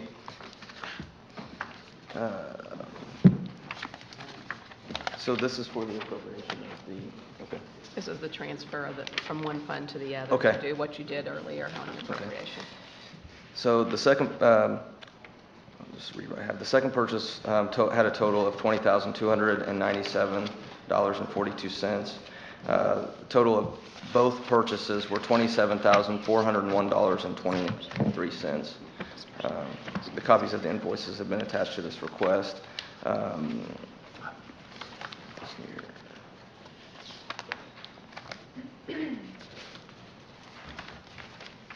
I guess the police department is requesting an additional appropriation in the continuing ed fund under the line item for purchase of equipment. Is that what? this is actually, this is the transfer from the one fund to the other, and then we made the appropriation earlier. We probably should have done the resolution, transferred the money first from one fund to the other, and then did the appropriation out of that. Yeah. So you're good. Okay. I think they got it. It's not Okay. you. It's not I don't know if I did. Yeah. it's Yeah, not thank you. Thank you, Devin. Is there anyone in the audience who would like to ask a question about Resolution 17, 2025? Council? Nope, but I'll make a motion. It's not a That we question, I approve did note resolution. that there's a tariff on here. Did you notice that? Huh? Tariff charge on In the our breakdown? invoice. I'd like to make a motion that we approve Resolution 17, 2025. She's right. There is a Anybody have second. a second? It's been moved by Councilperson Loudermilk, seconded by Councilperson Chalos, that we approve Resolution 17, 2025. All in favor, please say aye. Aye. Opposed? All right, that one passes. Last order of business, please, Michelle. Resolution 20, 2025, approving payment in lieu of taxes pilot for TWG Terre Haute LP. Thank you for your patience, Marissa. Of course, I appreciate everyone's time. As mentioned earlier, my name is Marissa Knatzer with TWG Development. I was here last year and introduced a potential project, Wabash Place Apartments, and we were awarded funding through the Indiana Housing and Community Development Authority. So we received funding through a competitive process, and the project is full steam ahead, which we are really grateful for. A little bit about Wabash Place, just to refresh your memory. It's a 120-unit affordable and workforce housing development. It'll include a mix of 1, 2, and 3-bedroom units and feature a lot of amenities on site, a high number of ADA units, a fitness center, on-site property management and maintenance, more than 20 different activities, classes, and resources for residents. So we're really trying to put everything we can to make this a nice, well-rounded community for any individual, family, household that might occupy it. As I just briefly mentioned, we were awarded funding through IHCDA. It's a long-standing program, but it was part of a state tax credit program as well, which was relatively new. This isn't the same as Section 8. As they don't provide rental subsidies, rather it's an incentive for developers to create affordable housing and in turn commit to keeping it affordable for a minimum of 15 years. So as part of this program, we're committing to following strict guidelines, following HUD and the Indiana Housing and Community Development Authority. As part of this, we are limiting incomes of residents to 60% of the area median income, which fluctuates every year, but right now is maxed at $55,000. So anyone making below that would qualify. And as part of this, then rents are capped at 30% or less of the resident's income. Let's see, so I included in some of the handouts that I passed out just some different positions that would qualify to live here, people on fixed incomes, probationary firefighters in the community, really a wide mix of residents that are crucial to the Terre Haute community. And so that brings us to the pilot agreement, or the payment in lieu of taxes. So this is a fairly new tool in Indiana, or at least this iteration of it, but it allows the property owner or developer to pay fixed annual payments in place of traditional property taxes. As we discussed a little bit earlier, those funds would go into an affordable housing fund, which could be used for a variety of sources. And with these pilot agreements, they typically are in place for a 15-year term and increase by 3% annually so that it's growing as, inflation and everything like that is growing. So for our specific development, we're asking for a 15-year pilot that would begin in the 2027 assessment year. For this pilot, we're requesting the first year's payment to be $35,000 and increase annually by 3%. In turn, we're committing to keeping rents affordable for a minimum of 40 years. We will continue providing the services that I mentioned previously to residents for that time. And we believe that with the pilot and this affordable housing asset, it would make a great addition to the city of Terre Haute. So that's just a brief overview. I'm happy to answer any questions or if you have any additional comments. I don't. Thank you. Is there anyone in the audience left who would like to ask a question about Resolution 2025? Seeing none, council? Oh, wait, hey, yeah, Ben? You couldn't see him because Mike was standing there. Yeah. Ben Linderman again. I think I followed that. Correct me, but you're gonna pay $35,000 in taxes on a 120 unit development. How many millions are you investing? This development is just under $30 million. I can give you the exact amount here. 29,321,000. Okay. So a 2% residential real estate property tax, a normal owner would pay $600,000 in property taxes, I believe, if I did the math correct. And I heard things like amenities and housing, like a fitness center and all that good stuff. That's great, but my personal opinion is, as a local landlord, I should not be subsidizing that, because I pay my 2% on my 180 some units of rental property that have the most deferred maintenance in the entire city. And I'm trying to put roofs on.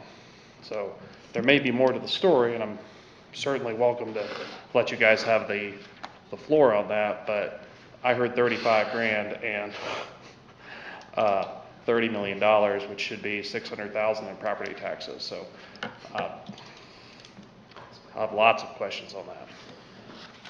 So, and then that's actually the same question I had about the amount and why we're here. So before the pilot was created, what cities had to do is basically pay money to get a development like this, because there had to be a local match. And oftentimes what we've seen the local match come from is the home fund. So for income-based housing that receives federal funding or state or federal tax credits to be voucher-based housing or median income housing, you get the state and federal amount, and then there has to be a local match. The pilot allows a developer to pay less instead of the city having to pay the cash. And it's just essentially another tool of what the groundbreaking was for the 56-unit income-based senior housing project, if that makes sense.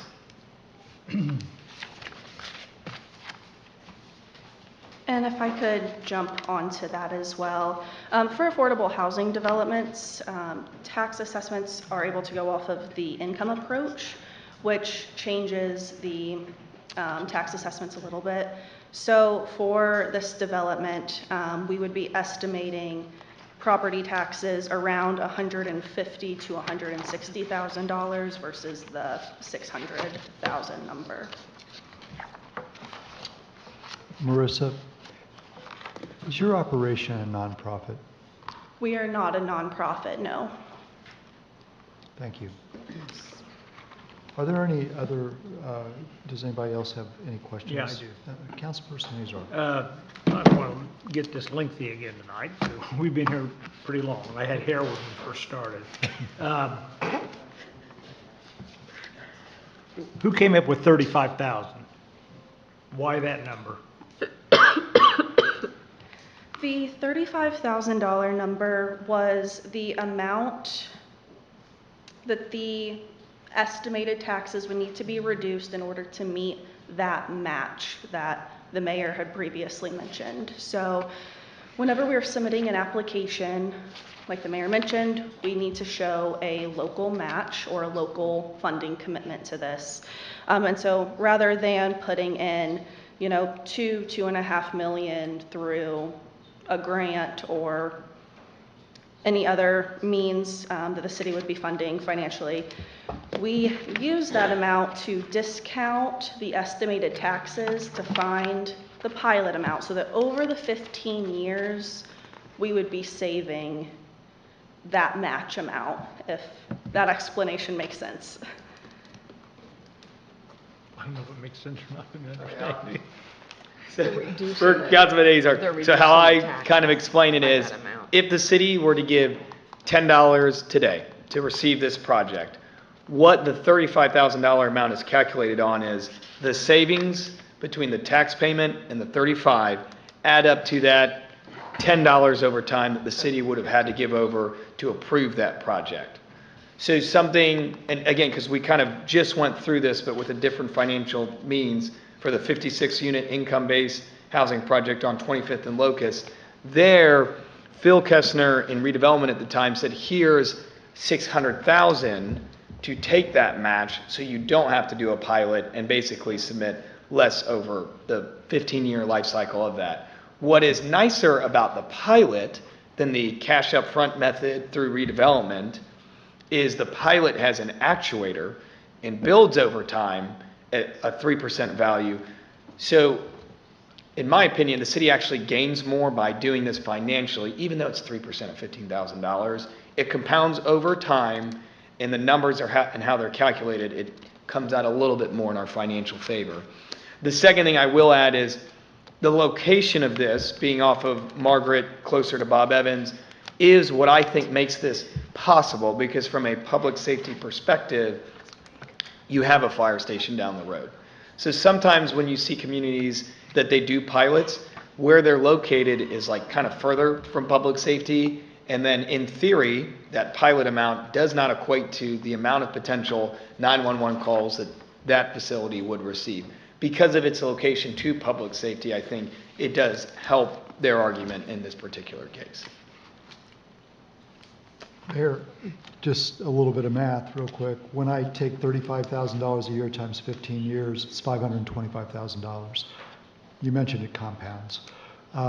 So my question is that, did Phil Kessner come up with somewhere between $550,000, around $600,000 in tax liability? For this project or the previous project? No, the amount up front that we would have had to pay to get this project. I would have to check what the HUD requirement would have been. Off the top of my head, I don't have that. I think it's actually higher. Don't you have that? Sorry about that. So the total of the pilot over the 15 years isn't what IHCDA is considering the match. The match is what they're considering is the savings between the full estimated property taxes and the pilot. So that savings is about $2 million. And that's what they're counting as the match versus Okay. the... I'm sorry, I misunderstood. Oh, there's a lot of moving parts of this. So, but that's what they were counting as the match rather than with the interest and everything over time, the about $650,000, what we would be paying in the pilot payments. And then, Councilman Nation, what we did try to do, but the federal government did not allow us to do, is we are the Margaret kind of by the elementary school by Stan's Fitness Center at like 13th and Holman, where it's like boulevard style. That project is getting extended all the way across Margaret. It's been very, very long. We tried to count that as our local match instead of even having to do the pilot. That was, while it was acceptable by the state and developer, the federal government, it was not acceptable for. So we could not have done a $2 million in-kind project, which was already scheduled to alleviate us of this conversation, because we did try that method as well. Thanks. Councilor Chalos. So you said in turn we get affordable housing.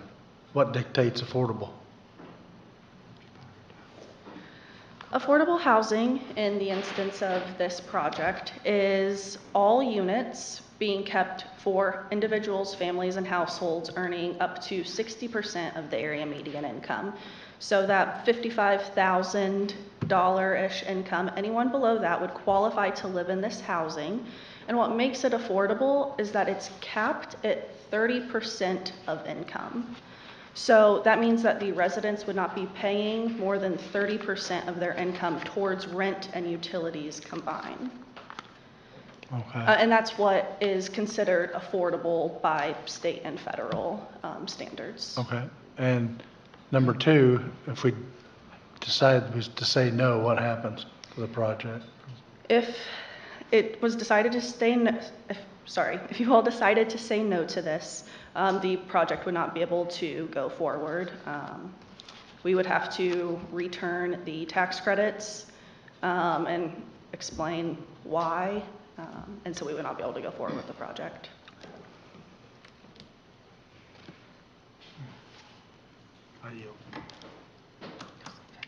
Councilperson Dingell? After construction is completed, will this create any local jobs?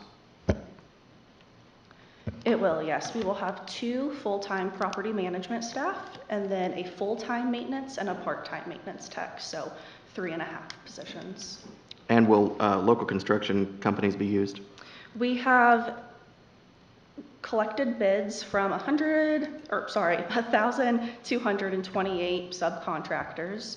I requested a list of those subcontractors from the general contractor to see what's local, what's not. I know we do have local organizations that did bid in that. I don't have the exact number of how many submitted the bids. We have not signed any contracts for any subcontractors yet. So they are still working through all of those, but we would love to use local contractors if they're able to meet the scope of work on the project. Yeah, I would certainly like to see local contractors and our local organized labor be involved in this. Absolutely. Thank you. I yield. Anybody else? Councilperson Boland? Who's your general contractor? So our general contractor is overseen by Next Gen Real Estate. That's a TWG entity. So we keep that in-house, and then they have subcontracted to Inherent, which is based in Indianapolis. Say that again, please. Inherent. Okay. They've completed several previous developments for us. We've had a lot of really great success with them. And so they've been really hands-on throughout the process. So what's your track record with using organized labor in your previous projects? With using union labor, I don't have those exact numbers, but I would be happy to request those from the general. It'd be nice, we've asked before to see a list of who the subcontractors would be, and that helps us know if our local, not just organized labor, but local contractor will be used.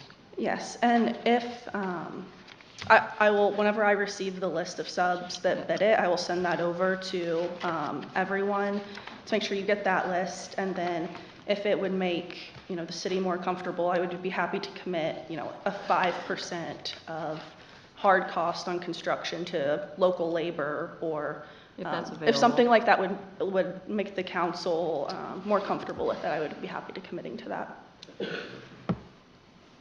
Yeah, I yield, thank you. Councilperson Childs. This is for my colleagues. When did we receive this? Was I alone? Yesterday.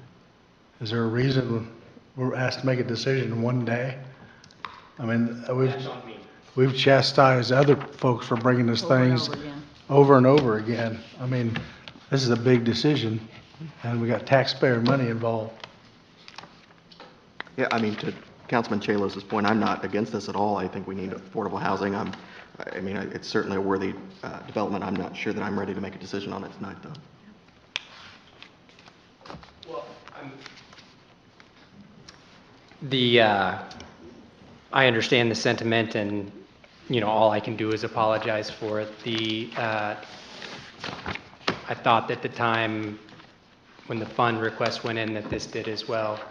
Upon further circumspection, I discovered that was not the case. I forwarded it to Michelle as soon as I learned. So, with that being said, I apologize, but I think all the questions you've had are been answered. So is there any harm in us tabling this to next month from your perspective as a developer? I think the biggest harm is that all of our financial partners were gearing up to close on July 21st, which is why whenever we discovered that this hadn't made it on the agenda, we were a little stressed because that was what we had thought was the plan, but mistakes happen, completely understandable. The seller of the property is also really pushing us to close, which I understand. We've had it under contract for quite some time, and this is the last piece left to get us to close. Yeah, and I absolutely understand that, but I mean, I have a hard time making a decision now without the information that we, like Councilperson Boland has requested about potential subs and what other opportunities. I mean, if we have to make a decision tonight, we do, but I understand.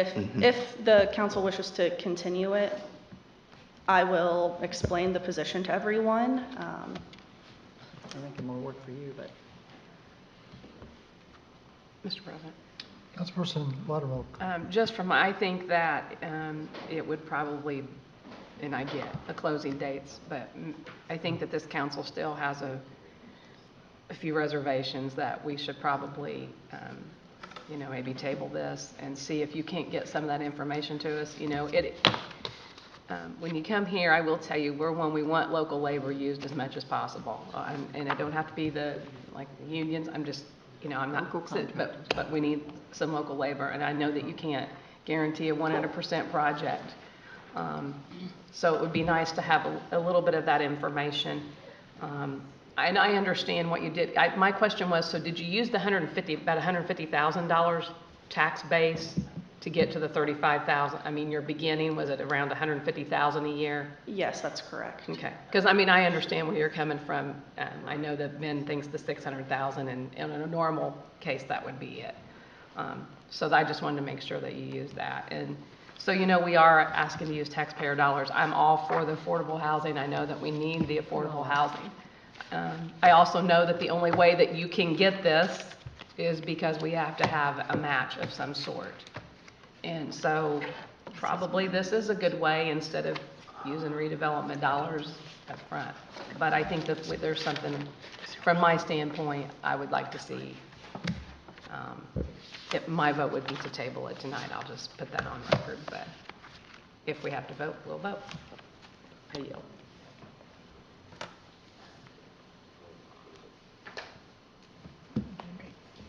Councilperson Chillis. And if we're going to table this, you might sharpen your pencil on the 5% local labor a little bit. Yes, if you all would like to propose something, I am happy to hear that. That was just, you know, proposing something because I hear the concerns. I yield, I'm sorry. Thanks. Anybody else?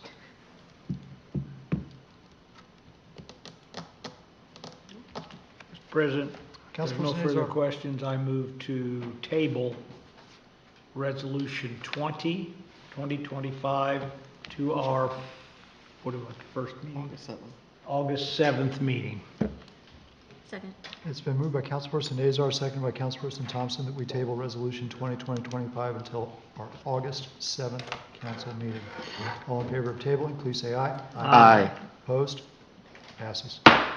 Thank you. I'll get that information as soon as I'm able to. I'll distribute it to the council. Thank you very much. Thank you. Thank you. Appreciate it. Anything else, Michelle? Move to adjourn. Second. It's been moved by George and seconded by everyone else that we adjourn. All in favor, please say aye. Aye. Opposed? We stand adjourned.